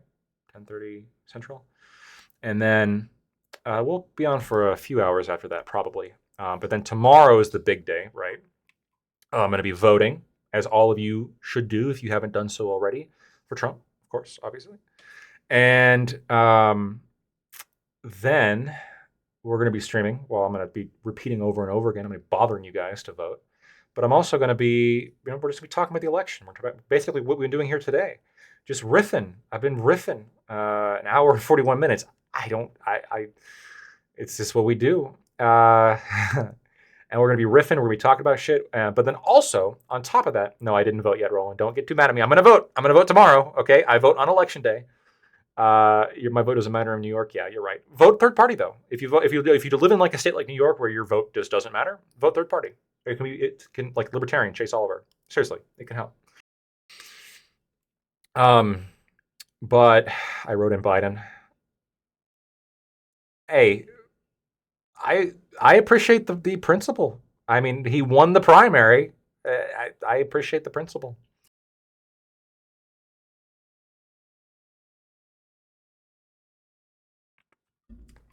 Oh, sorry. But yeah, tomorrow. Uh, Rain or storm, or snow or sleet, I will be voting. I promise. The only way I'm not voting is if I criticize the Clintons. Okay, then maybe I wouldn't be able to vote at that point. But otherwise, I'm going to be voting for sure. I got a plan and everything. Okay. Um, And then we're gonna be streaming. I'm gonna be streaming with Gibbs very late. I think like 2 o'clock Central, 3 o'clock in the morning Eastern. We're gonna be going on Dylan Burns, having a conversation about the election. Um, and I'm sure other people, Wick is probably. I'm probably gonna like hop on. I'm sure Wick's gonna want to pull me in for a bit. But me and Gibbs, we kind of have the home kind of the pro Trump home stream, right? That we're gonna be coming back to and having conversations as the votes are coming in and kind of doing all that. So, and Gibbs, I don't know if you're still in here. You might have bounced, but if you're still in here, I mean, we could probably make a drinking game out of it for every state that goes red. Oh, I'd be so drunk. We can't do that. Every swing state that votes red, I'd do a shot. That's more doable, right? At max, only seven, right?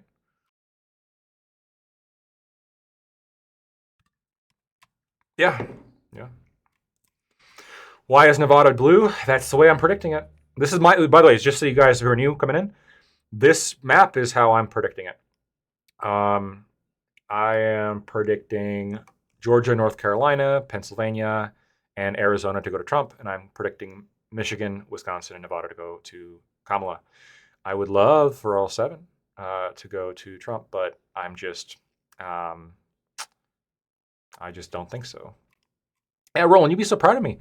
I was busy over the weekend because I was canvassing. I was actually doing the IRL work that everyone always talks about. I was out there walking, and god damn, my legs are sore.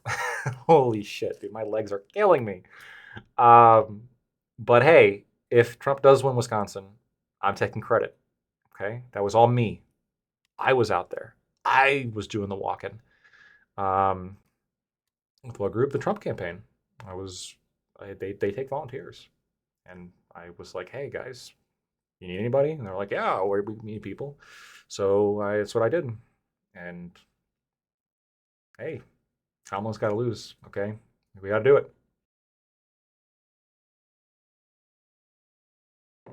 I think that was. I think that may have been the group. It may have been a different group. I'm not sure, but it was for sure. Like obviously, it was like for sure a pro-Trump. Like it may have been with the state party actually. Um, but yeah, I just showed up, dude. I just showed up and they gave me a bunch of literature and I went around knocking doors and talking to people saying, hey, you got a plan? You know where to vote? Dropping off literature. I was doing what I had to do.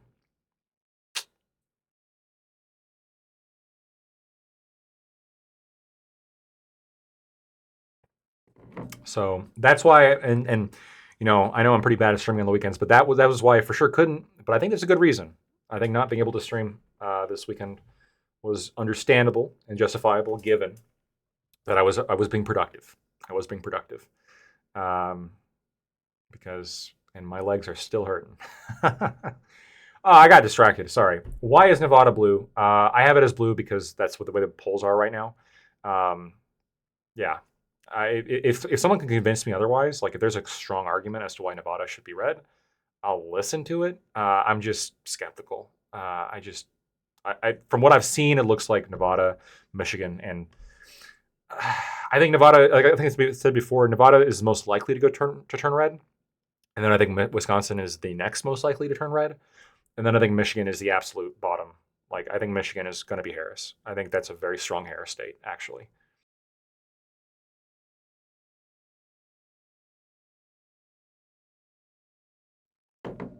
I got your Nevada argument. All right, Roland, give it. Give me the argument. Yeah, air voters. Let's hope they turn out for Trump. No, no. But again, I was talking about I think the Israel thing. I think the Israel thing is going to be a thing, right? And I know both parties are not super big on like shit talking Israel, but I mean Trump is like hyper pro Israel, right? I mean he's like yeah, like whatever they need, um, and I don't think that's going to sit well with a lot of Muslim voters. I don't, but again, we'll see. Do I think he breaks the blue wall? Yeah, I think he gets Pennsylvania, right? That's part of the blue wall. Isn't the blue wall Wisconsin, Michigan, and Pennsylvania? I also think, though, you know what? I think the Israel thing might be an interesting question, though, because I think that you could have a scenario where a lot of like Dearborn or other like Arab or Muslim voters could just like vote Green Party, right? Because Jill Stein has been like the most openly pro-Palestine candidate, right? She's saying like, you know, you look at her campaign page, it's all like stop the genocide, etc. The same rhetoric that a lot of the people who are interested, like the pro-Palestine people, are interested in. And I think that that would be, you know, if they went out and voted for Jill Stein, you know, that would improve her numbers, but that would come to the detriment of Kamala, I think. So it could be good. It could, you know, that could be good. Single issue Gaza voters make Harris lose. So, hey, it could happen. It could happen. You could have the single issue. You know what? We're voting for Jill Stein, and then Jill Stein wins, like or wins like a significant percentage. That Harris loses Michigan, but I think Michigan's really the only state that the Israel Palestine issue is going to make a major difference. Frankly, I think that Pennsylvania, North Carolina, and Georgia, and Arizona, I mean, these areas are not, and even Wisconsin. I mean, these areas are not going to be primarily driven by this concern. They're just not. Michigan's really the exception to the rule here.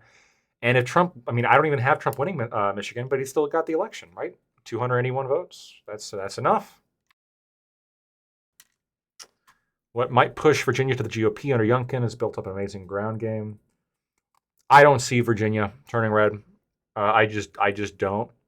But if it does, I will eat my words, and I will be thoroughly impressed if Trump wins Virginia. Wild.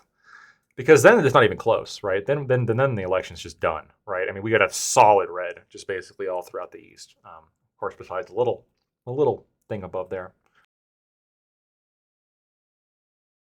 Did you see that the courts just ruled? I gotta read Rollins first. Thank you, Bliffer, for all the corgis. I love it. All right, so let's see here. So Nevada is actually a huge early vote state, like 70% of the total vote or something. Dems went into 2022 with a 40K firewall. Republicans have flipped at 82K votes and now have a 42K firewall. Republicans win election day votes. Country moved right. Nevada moved right. Yeah, but like, how many Republican voters are left in Nevada, right? Because that's another consideration. Gajada, you bought a shotgun today. Uh, Congratulations on becoming a Second Amendment supporter and a proud American. Um, Firearms are an American right. Use them responsibly, use them safely. Shotguns are great for hunting and home defense. So I like using my shotgun to go deer hunting. I got uh, I use rifled slugs for deer, and it's got the long barrel. I also use them for turkey, and I haven't done it yet, but I would really like to use them for duck. So shotguns are the king of utility. You can use shotguns for almost anything. They are great in terms of an outdoor like hunting gun. Fantastic. You really can't go wrong with a classic American pump action shotgun, and they last forever too. So as long as you didn't buy some Gajada, which one did you buy? Because if you bought some like Turkish shit, it could be serious. Like the guns from Turkey are bad. I know because I have one. Um, I know. Well, I know they're. I know that they're bad. I forget where you can find data on which bucket of voters has voted per state. Maybe it's L2. Stevens. Is that a good one?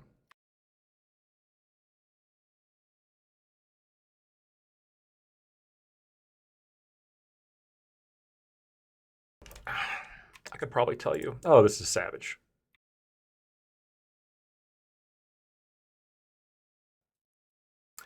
This is a cheapo. You bought a cheapo.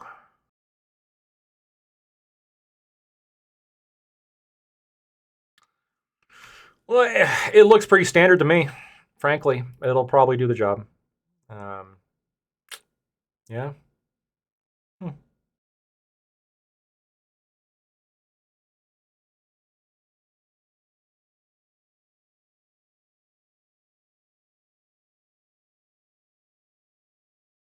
So apparently, the big complaint is that the internal parts are not all that strong. So you may need to just keep an eye on those. But hey, start with the cheap one. That's what I did. Started with the cheap one and then got right into getting a lot more expensive ones.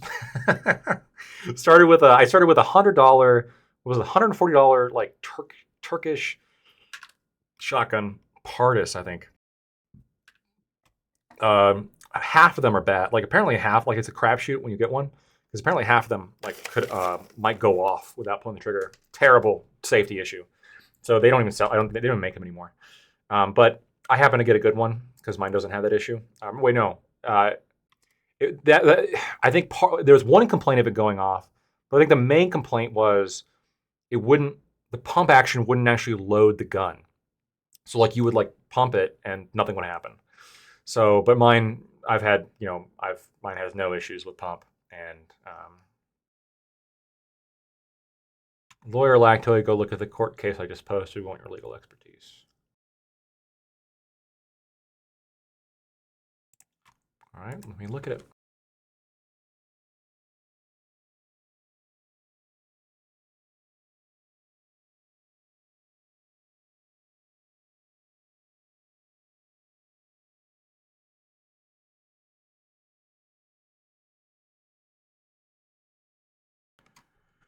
Interesting. Um, Let me Google this because you really can't trust people on Twitter. Unless it's me, then you can trust me on Twitter. Trust me.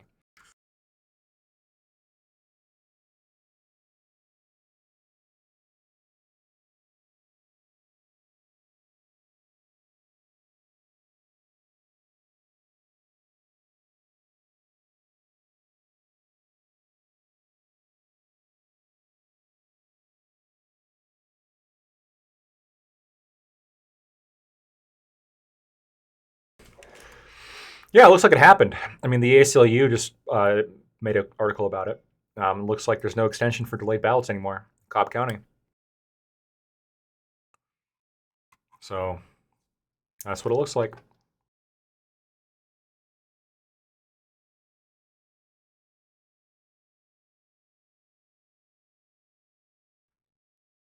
Wisconsin has its fair share of socialist college kids. Yes. I used to be one. And then I got better. And then I healed. Then my brain healed. And now here I am.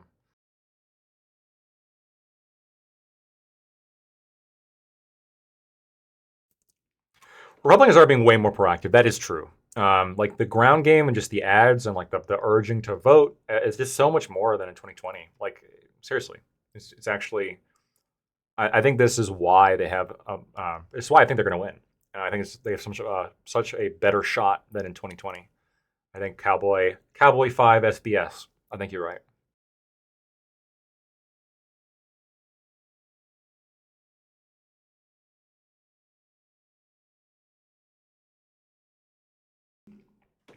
Yeah, our guess who farted this guy right here. What you're saying about the Wisconsin Supreme Court? You're right. It sucks. Wisconsin Supreme Court is fucked, and it's going to be fucked for a while. So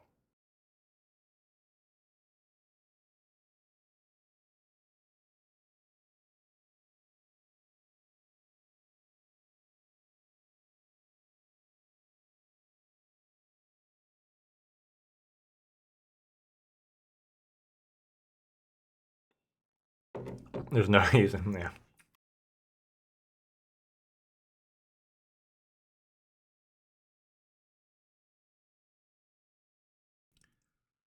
There's so much fucking litigation. It's wild.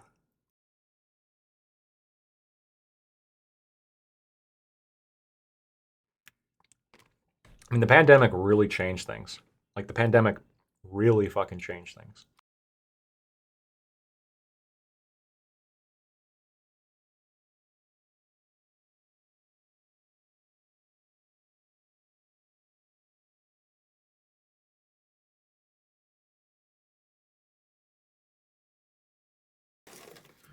Irish Stud 14. How do you think it's looking? What are you asking about specifically? Like the election map? Because if you're asking for my election map, I have it up on the screen right here. This is what I think it's going to be. I think it's going to be, yeah, just this.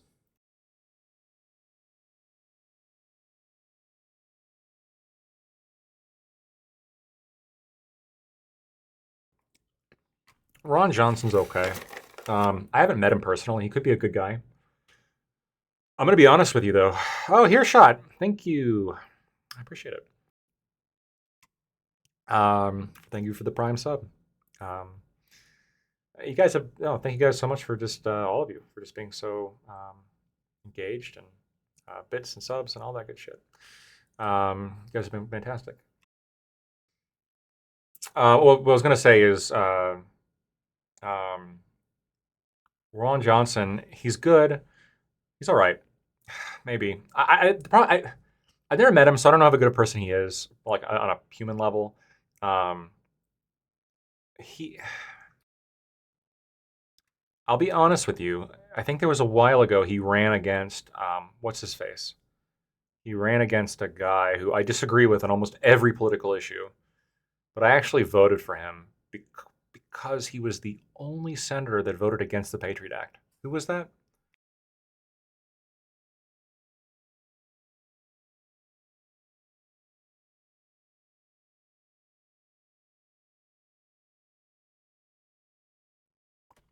I can find it right now. I'll just Google it. Give me 1 second.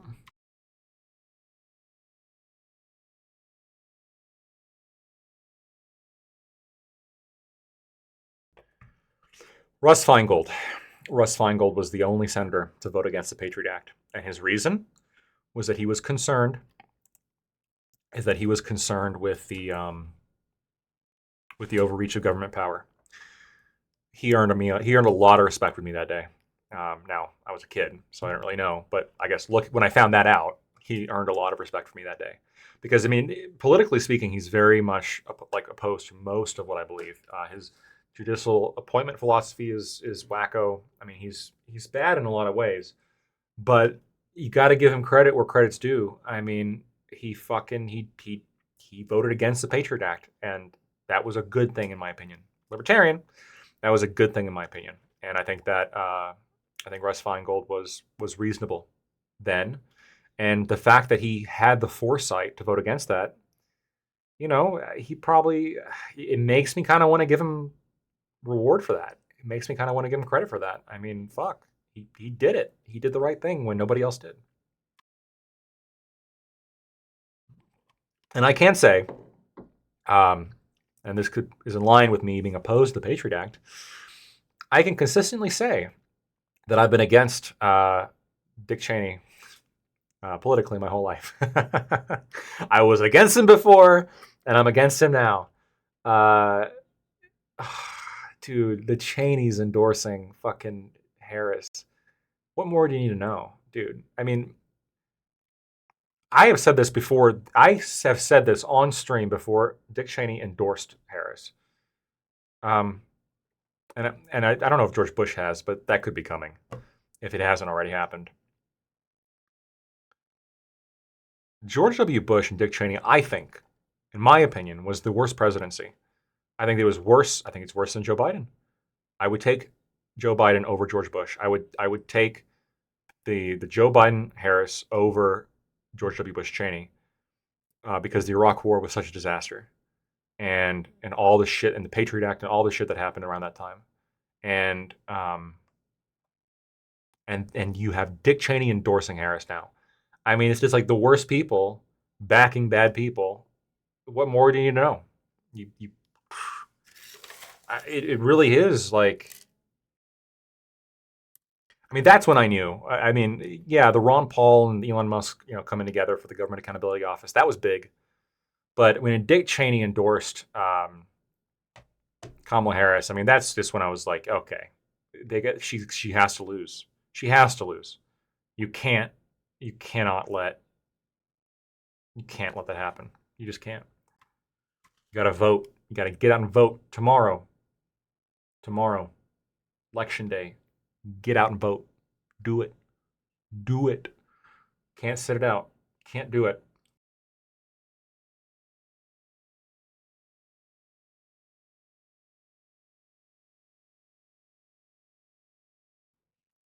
Yeah, I don't trust Tammy.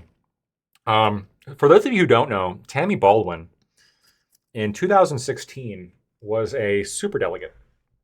I think she still might be super delegate now, but she was in 2016, and it's relevant in 2016 because in Wisconsin, Bernie Sanders won.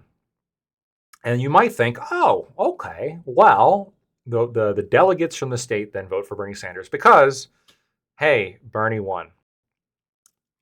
But not Tammy Baldwin, because the DNC has these, unlike the RNC, by the way, which is more democratic, run at the primary level.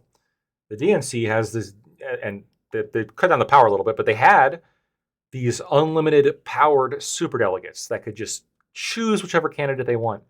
And despite the fact that Bernie Sanders won, she voted for Hillary Clinton. She did. She ignored the will of her electorate and she voted for Hillary Clinton. Why? I don't know. But she sucks. Vote for Hovde. Do it if you live in Wisconsin. It'd be a good change. I mean, Republicans are winning the Senate regardless, just to be clear, right? But I would like to see Wisconsin specifically change.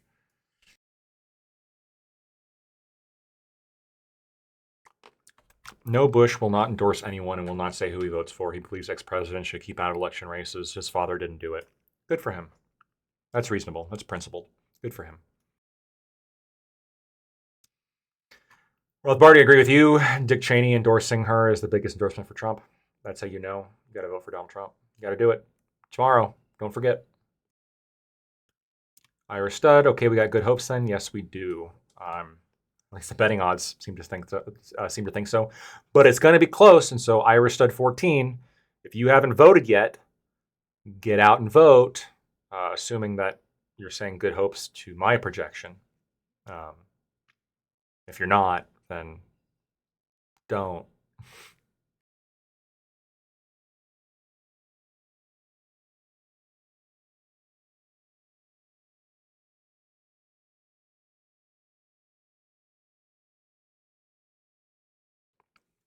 Oh, and by the way, in the Wisconsin Supreme Court, who was the guy that lost? He was such a cool guy.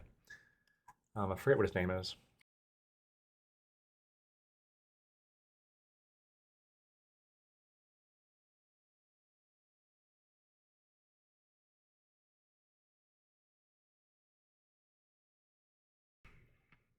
$5 p.m. tomorrow. There you go. Hell yeah. Have a plan. That's right. Don't forget. You know what you can do right now? I do this all the time because I can also be forgetful. Everyone can be. You can set an alarm on your phone for 5 or 5:15 or whatever, and then it'll go off, and you can put a little message on it saying, "Hey, vote." That's what I'm gonna do. Even though I have off tomorrow, so I have the whole day to go and vote, and I'm going to vote. Uh, yeah, but don't forget. I got pizza, popcorn, and Jack Daniels ready for tomorrow's watch party streams. Oh yeah. Oh shit! Give me a second.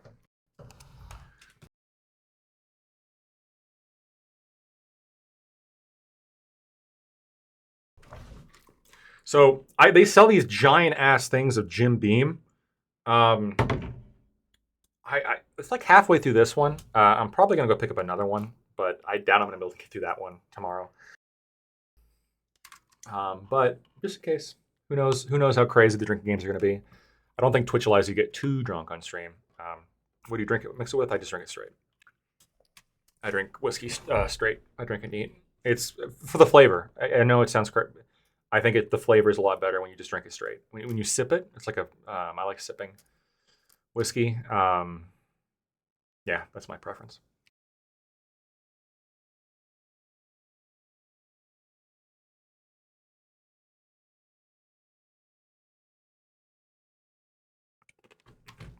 Yeah, neat whiskey's the best way to drink it.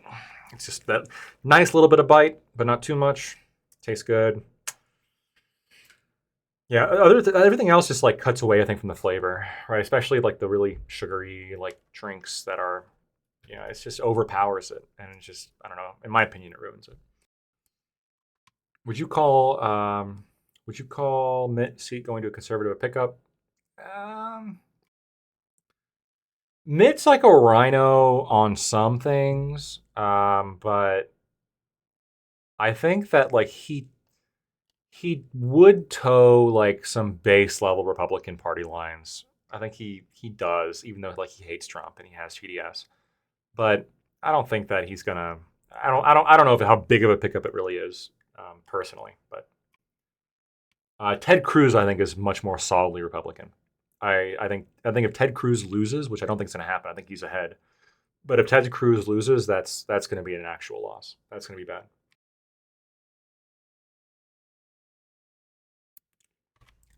Trump needs to get that Epstein endorsement. Ha ha ha ha ha ha. Yeah. No evidence for any of that, by the way. They keep trying, but none of that's true. All jokes aside, I think the fact that no matter who wins, most Americans are still going to be upset and feel like the government is still in their lives too much and they don't earn enough and that things are becoming fruitless. I'm going to tend. I think there's a world in which you're right, but I don't think it necessarily has to be that way.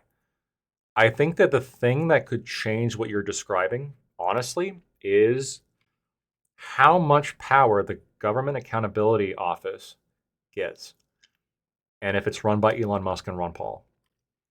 If Ron Paul and Elon Musk actually get the Government Accountability Office, and it's not just like some paper tiger. It's not just built up. It's like, oh, we're gonna just make you happy, give you some title. If it actually has like some kind of power to remove jobs or like or make like recommendations that Trump actually follows or like something along those lines, um, I think you could see some really good changes in the government. I think you could see a lot of bloat removed. I think you could see, I mean, ideally we'd see departments removed. I'd like to see the Department of Education removed. I mean, that's totally not needed. We didn't have it until like the 70s, and we were just fine. Um, I think there's things that we can do. I think to shrink the government, and the Government Accountability Office is like the closest thing to uh, Javier Milei that I can think of. Ron Paul I can trust, but Elon built at the back of the taxpayer. Fair enough, but I mean Ron Paul, right? If Ron Paul's in there, if Ron Paul is given a position within the Government Accountability Office, I think that'd be really good. I think that'd be really good.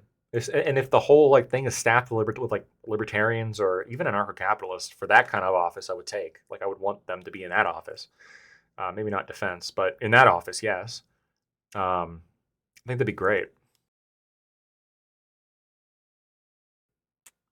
I don't think they can, but they can negotiate contracts. Yeah, but I'm saying like, what if they gave Trump recommendations on like, oh, you like this department or this government like section can cut like this many jobs or not hire, et cetera, et cetera.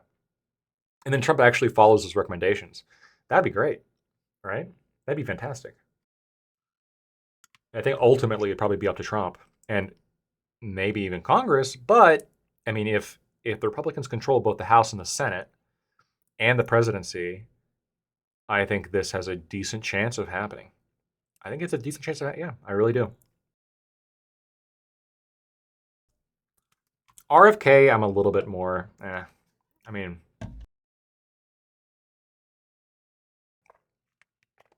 maybe it'll be cool if he bans like the fluoride or whatever.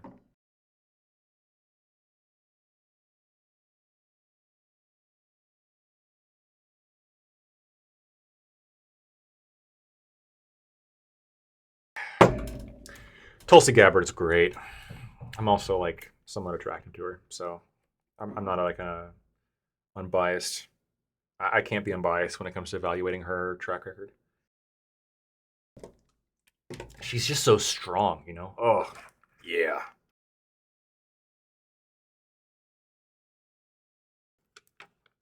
That did not come out the way I wanted it to.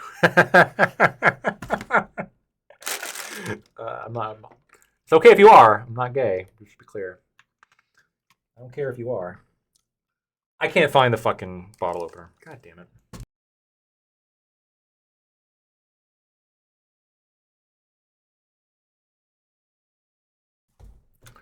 The she's mommy thing, I think that's absolutely true. I think that she 100% has like the Dommy mommy vibes. So much so.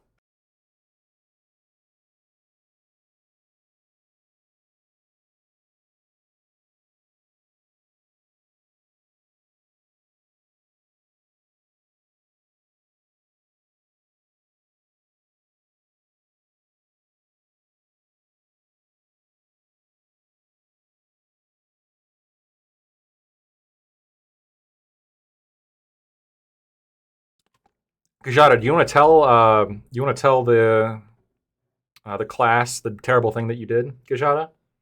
You want to tell them, or do I have to tell them?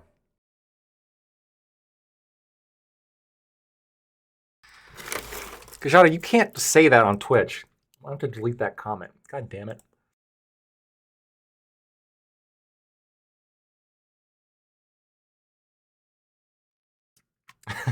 Jesus.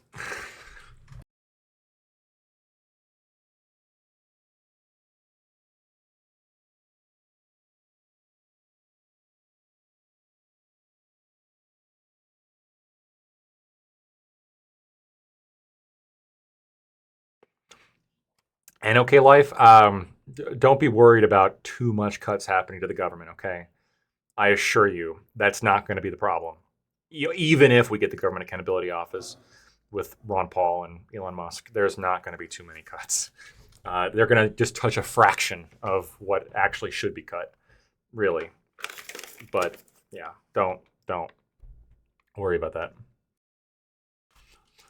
All right. Gajada voted for Kamala Harris after he told me he wouldn't. He lied. Typical, right? Typical Democrat voter. They tell you one thing. Oh yeah, I'm going to ban fracking. And the next day they tell you something else. I'm not going to ban fracking. Oh, what does it sound like? Huh. And here's the thing. Here's the thing about Gajada. He regrets it, but it's too late because he already voted. Ugh. Ugh. But here's the cool thing, though. Are you guys ready? He doesn't live in a swing state. His vote doesn't matter. He doesn't live in a swing state. Get fucked. Get fucked. How does that feel? Wasting your time.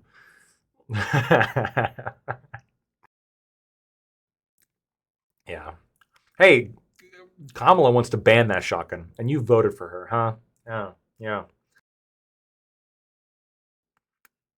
I mean, if you do not live in a swing state, by the way, and just to be, let's make it safe. If you live in like, I don't know, West Virginia or California, like a solid state, there's no chance in hell, then you should vote third party. You should vote Libertarian Party. Help get them up some percentages. If you live in any swing state, or if you live in a state that maybe could potentially become a swing state, according to some like pro-Trump sources, like Virginia, New Hampshire, then you should vote Trump. But if you live in a solid state that's just never changing by anybody's estimation, then vote third party. Don't waste your vote.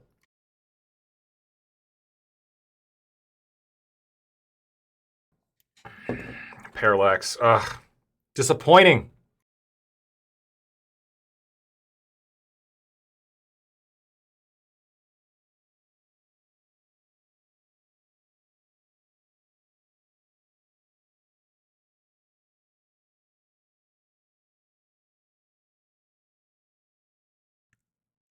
Okay, guys, let's be nice and chat. Jesus. We can accept some disagreement, okay? Look, this is anti-communism-ish. So, we're 100% pro-Trump, but at this point. But not everyone has to be in order to be here. What is kind of a burn, though, for sure. Roth Party. Jesus Christ. Parallax is a good sport about that shit, though. So.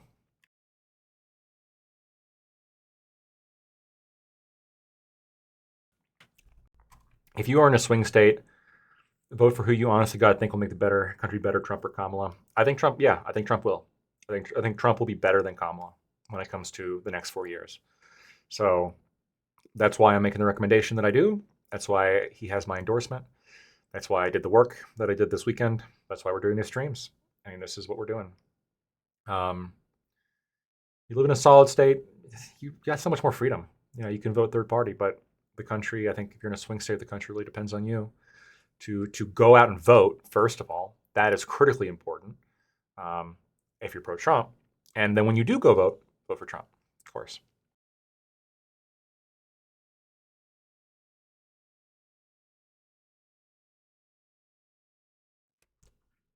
Yeah.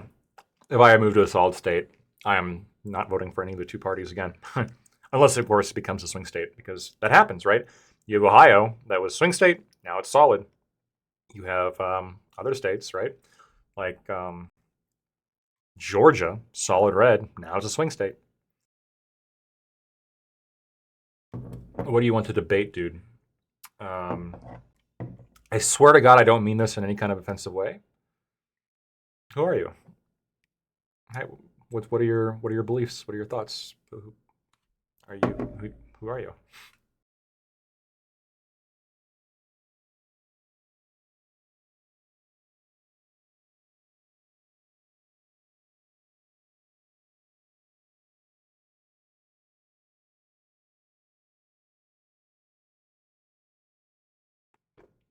Do you think if Kamala wins, there's definitely cheating involved of some kind? No, I don't think that. I think that we should be open to evidence. if the evidence demonstrates that there is cheating, then that should be investigated and prosecuted. If there is no evidence for cheating, then there's no evidence for cheating. I'm very much I follow the evidence. Yeah. I personally do think that Trump lost in 2020. I think there was a lot of reasons for it. Not everybody in my chat agrees, and everyone here is entitled to their opinion. Seriously, people are entitled to their opinion here. I'm not gonna police that or be a dick about that. But I think that there are several reasons why I think the pandemic was the biggest by far, of course. But I think Trump has a very good shot of winning this election. I think Trump has a very, very solid chance of winning this election, and I think he needs to. So get out there and vote. That's the only way. That is the only way it's going to happen. Gajada, if you want to jump on, you can. Filthy Kamala voter. I don't even know why I'm giving you. I don't even know why I'm giving you this, but I'm just kidding. You can jump on. You can't say like your opinions of women though, and you voted for a woman too, which is just crazy. Not that voting for a woman's crazy. It's just that knowing what I know about Gajada, the fact that he would vote for a woman is crazy. But go ahead, join my Discord. Join just a open room.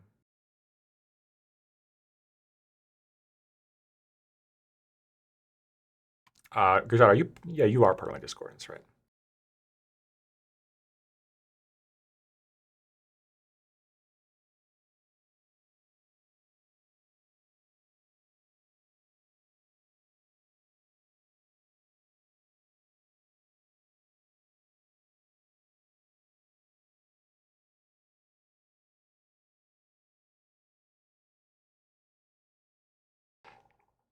Are you coming or what's up?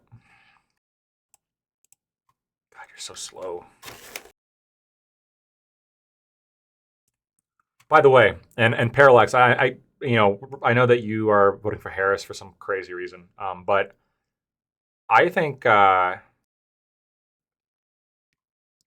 might want to change category. I already did that, Rothbardi. You have to, if you'll see when you go into my stream, it says intended for certain audiences in the top left. You have to put your stream in like a category of political debate, and Gibbs already showed me how to do that, so I already did that. So I am in compliance with the Twitch TOS. I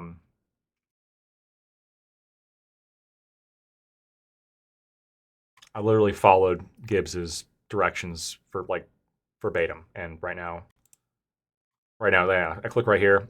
May contain politics and sensitive social issues. Yeah.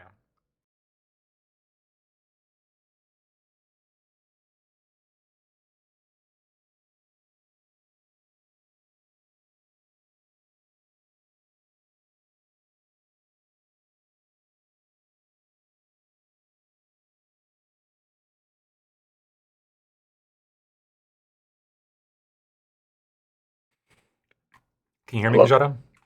Yeah. Let me turn your stream off so I don't hear myself. Are you going to give me your beautiful insights? Yeah. Actually, I do need to pull up the stream just to look at the map real quick. Yeah. 1 second though. I just want to say, Parallax, before I think that your projection that Kamala Harris is going to crush it. I think I saw you make that projection. I think you're wrong. I think it's going to be super close, and I think Trump's going to edge it because Trump, again, in all the polls, is doing pretty damn good. But go ahead, Gajada, give me your traitorous thoughts. So why are the red ones like kind of light? Are those the ones that are like possible could flip, like Arizona, for example? The swing states are Arizona, Nevada, Wisconsin, Michigan, Pennsylvania, North Carolina, and Georgia. Mm-hmm. Yeah. I think all of them are going to be very close, and so the lighter color just means that it's closer. Gotcha. Okay. Well, I definitely think Arizona's going to go blue this time. Whoa! What? Oh, yeah. How? Okay, yeah. Give me your logic. Why is it going to go blue? Listen, man, I think that DNC fucking speech by what's her lady's name that got shot in the head was a tearjerker. I think that got a lot of people, especially Arizona voters, actually to switch over. I know that's like a kind of a weak argument, a bit of an emotional one, but I don't know. I feel like it was pretty good. I feel like people remembered that. And Have you seen the polls in Arizona right now? you know me, I don't ever look at polls. What is it like? That's Though? hey, that's kind of a Chad move actually. Honestly, it's kind of a base thing.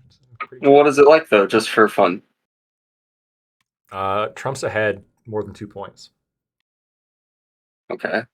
Well, 2 points isn't as big as I would actually think, honestly. Um, isn't he winning by like 5 points in some places? I don't think so. Not at least not in the swing states. No. Okay. All right. Well, at least that's my guess for Arizona. We'll see. Okay. Um, What else you got? uh, I want to feel like Pennsylvania would go blue, but with everything that's happened in Pennsylvania specifically, I don't know.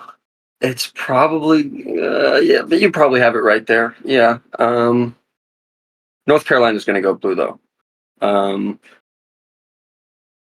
I don't know. I don't really have a good reason why. Um, let me think.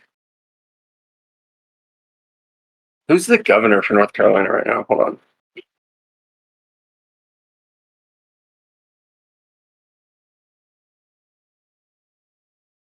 Roy Cooper, Democrat. Okay. Um, I don't know. They're not doing too well after the hurricane. They're still having some issues. So depending, fuck, I don't know. Maybe it'll go red. You might be right there. If things would have gone a little better during the cleanup of the hurricane, then maybe they might have had a better chance going blue just because they have a Democratic senator. But I don't know. With what we just went through in Florida, I don't know. DeSantis did a good job, and he's pretty still secure. I feel like everybody loves him. Does a Yeah, good job. He just DeSantis is did. super popular in Florida. Yeah. Texas will go red for sure.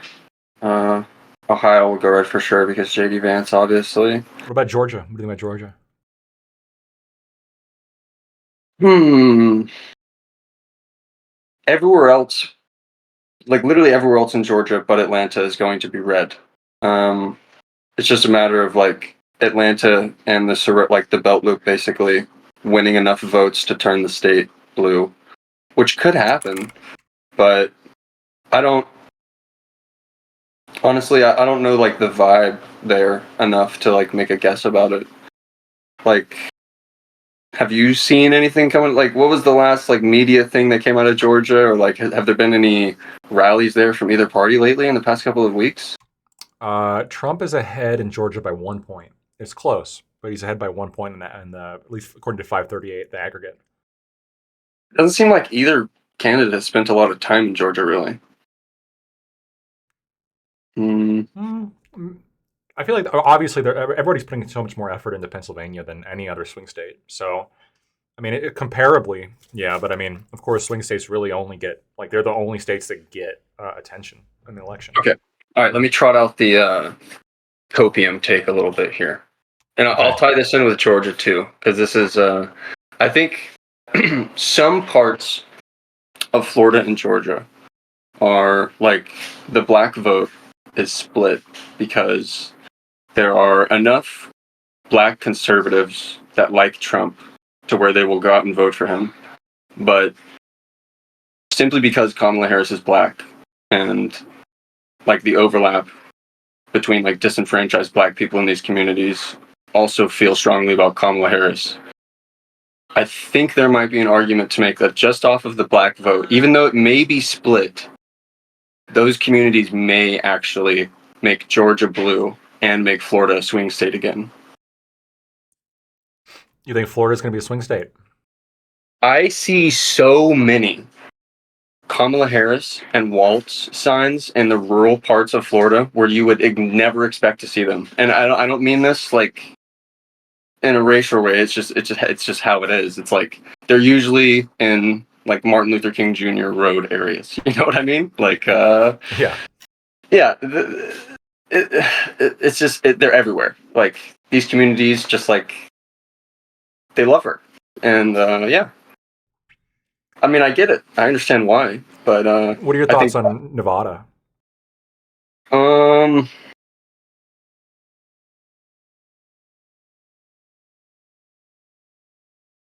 I feel like Nevada actually is kind of more Republican nowadays. No, or is that just like the Las Vegas crowd? I could be wrong. It looks like Nevada's pretty dead even in the polls. Trump is ahead slightly by point 0.3. Really? Hmm. I mean, that's super close, It's but so close. hold on one second. Let me close my door.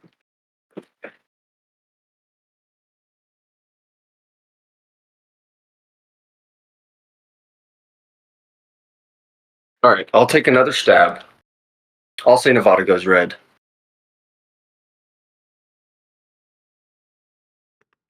Okay, give me a second.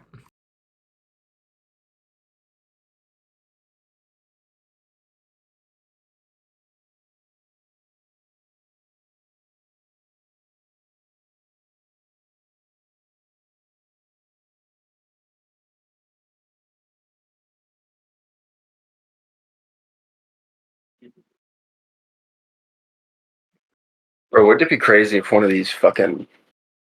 What if Arkansas went blue? It's not happening. Oh man, that would be so fun though. Just throw a fucking spanner in the works.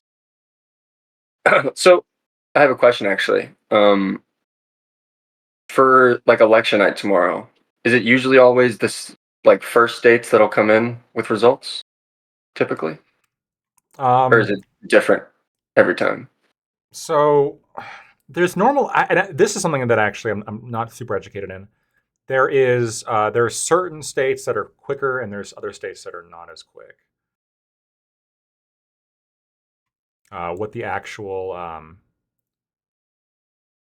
this is a little bit. So I got all the yeah. What the actual like which states come in? I mean, my chat might actually know more about this.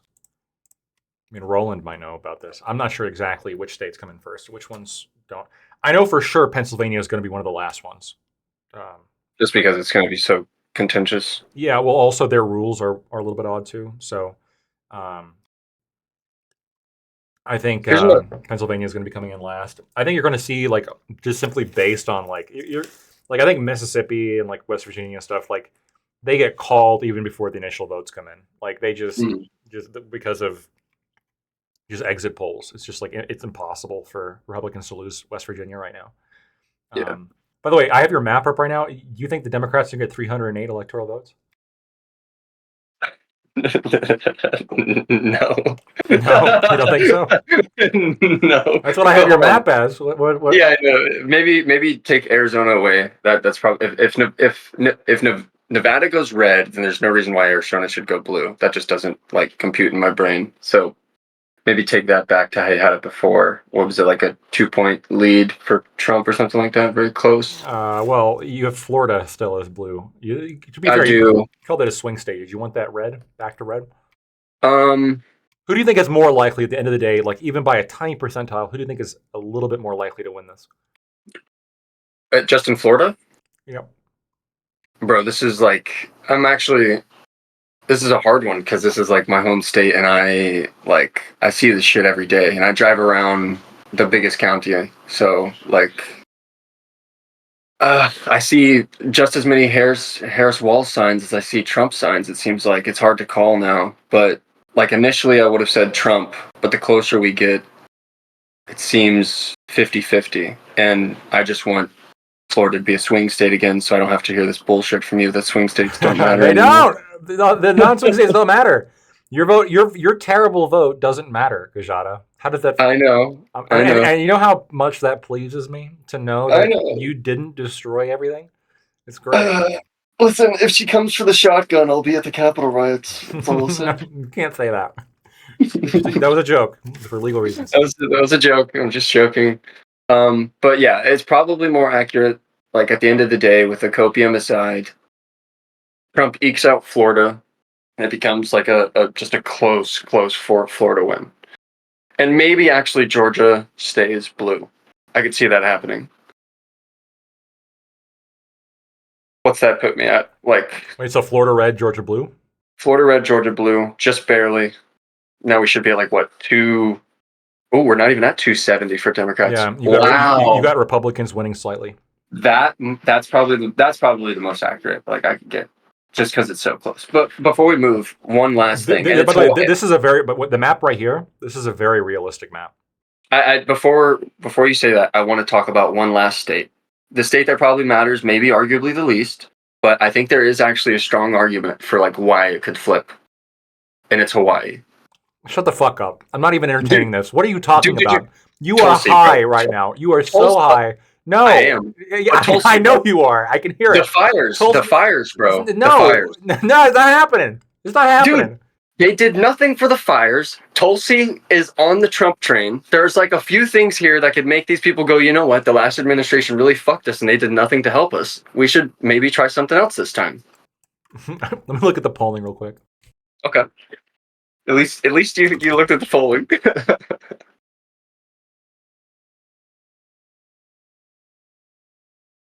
VDub, I am not trolling, bro. You know how many people in here love Tulsi Mommy?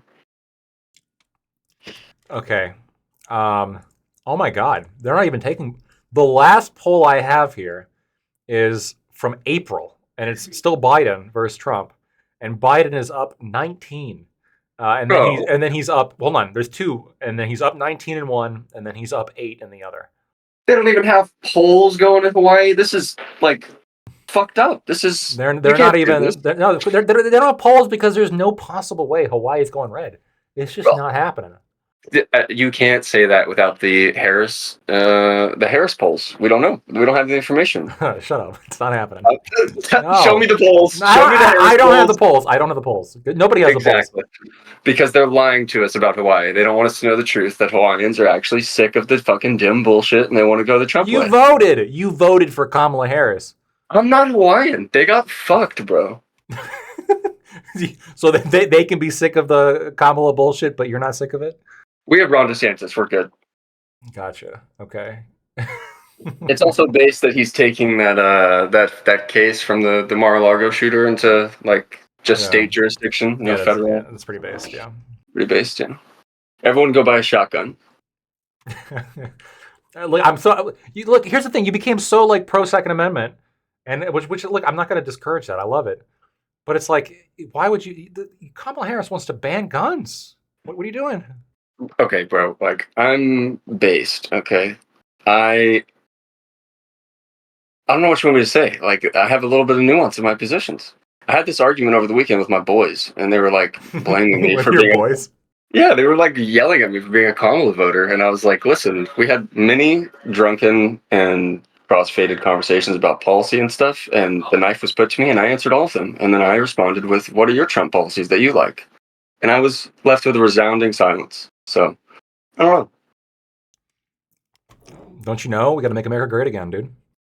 Yeah, the platitudes. It's all platitudes. That's a policy, okay?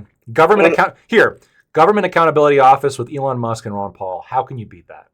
You can't beat that. Ron Paul sounds base, but Elon Musk, go make rockets. We do not need you in this fucking government efficiency committee. He's so smart. He can do it. He can do both, right? I mean, he's running Twitter. Okay, barely.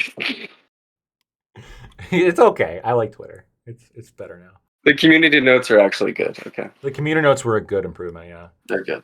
B-Dub, if you want to come in, the problem is I have a panel starting in 7 minutes.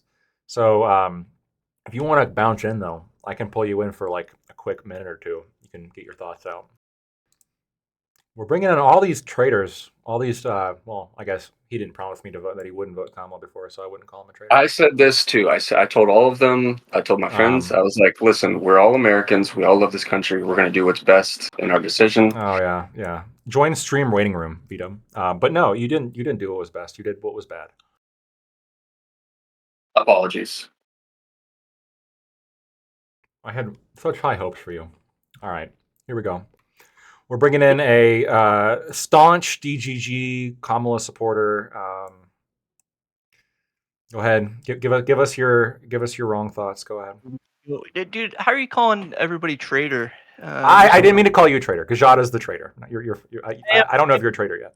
A happy vote for Harris tomorrow, but I think it's kind of unfair that you're voting for a traitor and you're calling us traitors.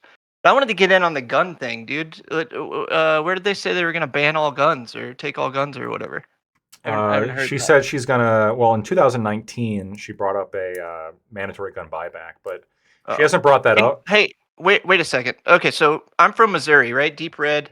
I'm pretty big 2A too, and I'm a stupid lefty, so Okay. it's kind of. Well, hey, I look, think we 2A is hold on. we can build bridges here on this one. Well, yeah, we waste a lot of political capital going after guns. It's stupid. It's a losing issue. Just they need to give it up. But my point is, no Democrats. You guys cry about guns all the time. My dad was crying about guns when Obama got in. You know, there were ammo stores having sales and all kinds of stuff. Still got guns. Still got my guns. As a matter of fact, the only president that ever did anything against guns, recently anyway, in my lifetime, has been Trump with the bump stock. I'm sure that made you upset, even though the Supreme Court kind of, Yeah, the base Supreme Court, which by the way is the biggest and best reason to vote for Donald Trump, is the Supreme Court.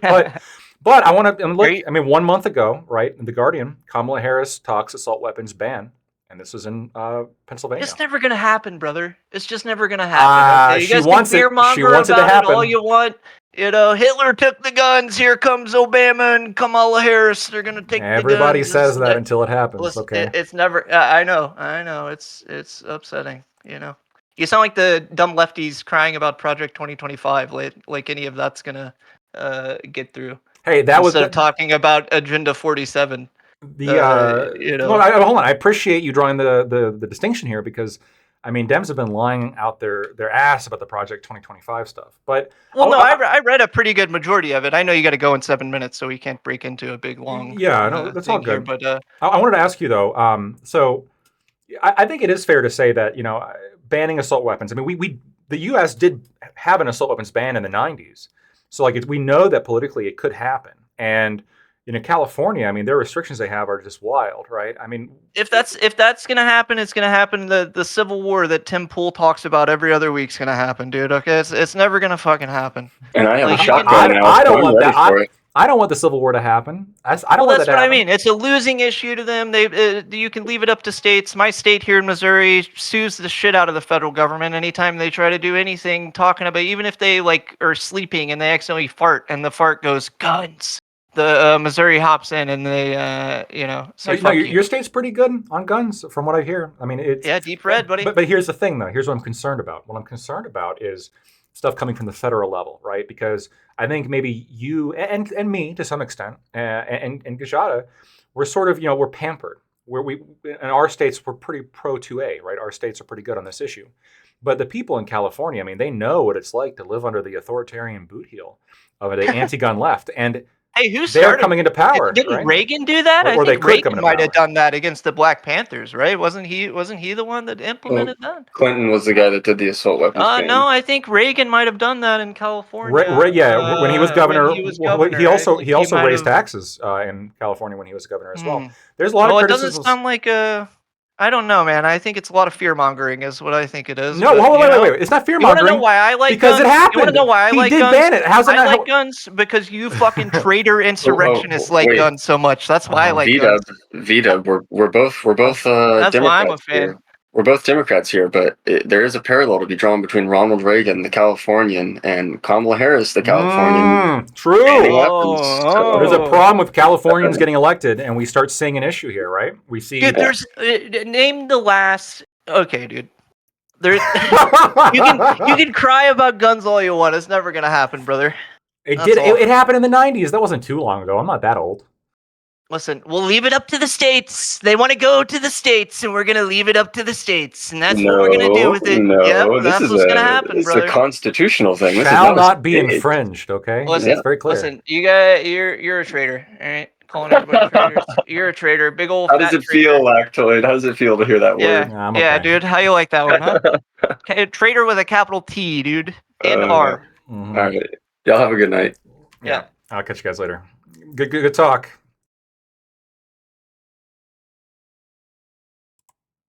All right, so this is that's what the Kamala Harris campaign. That's what they can muster. So I think we're going to win.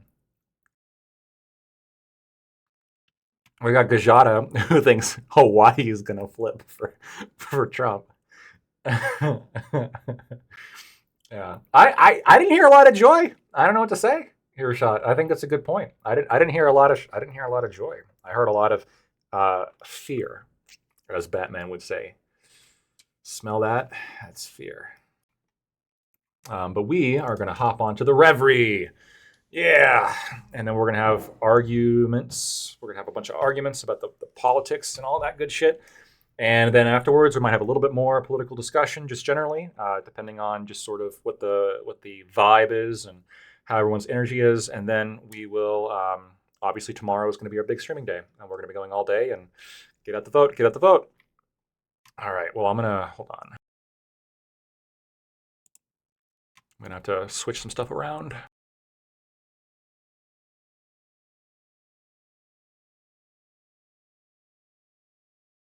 Hands was like, all right, well, we'll have to work on that at another time. So like he's just using all of my fucking hand soap. I prefer too much soap than too little.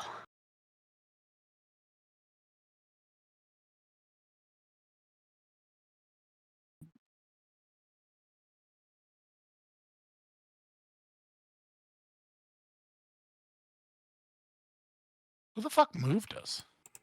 I believe it was Prime. I assume. Oh, there we go.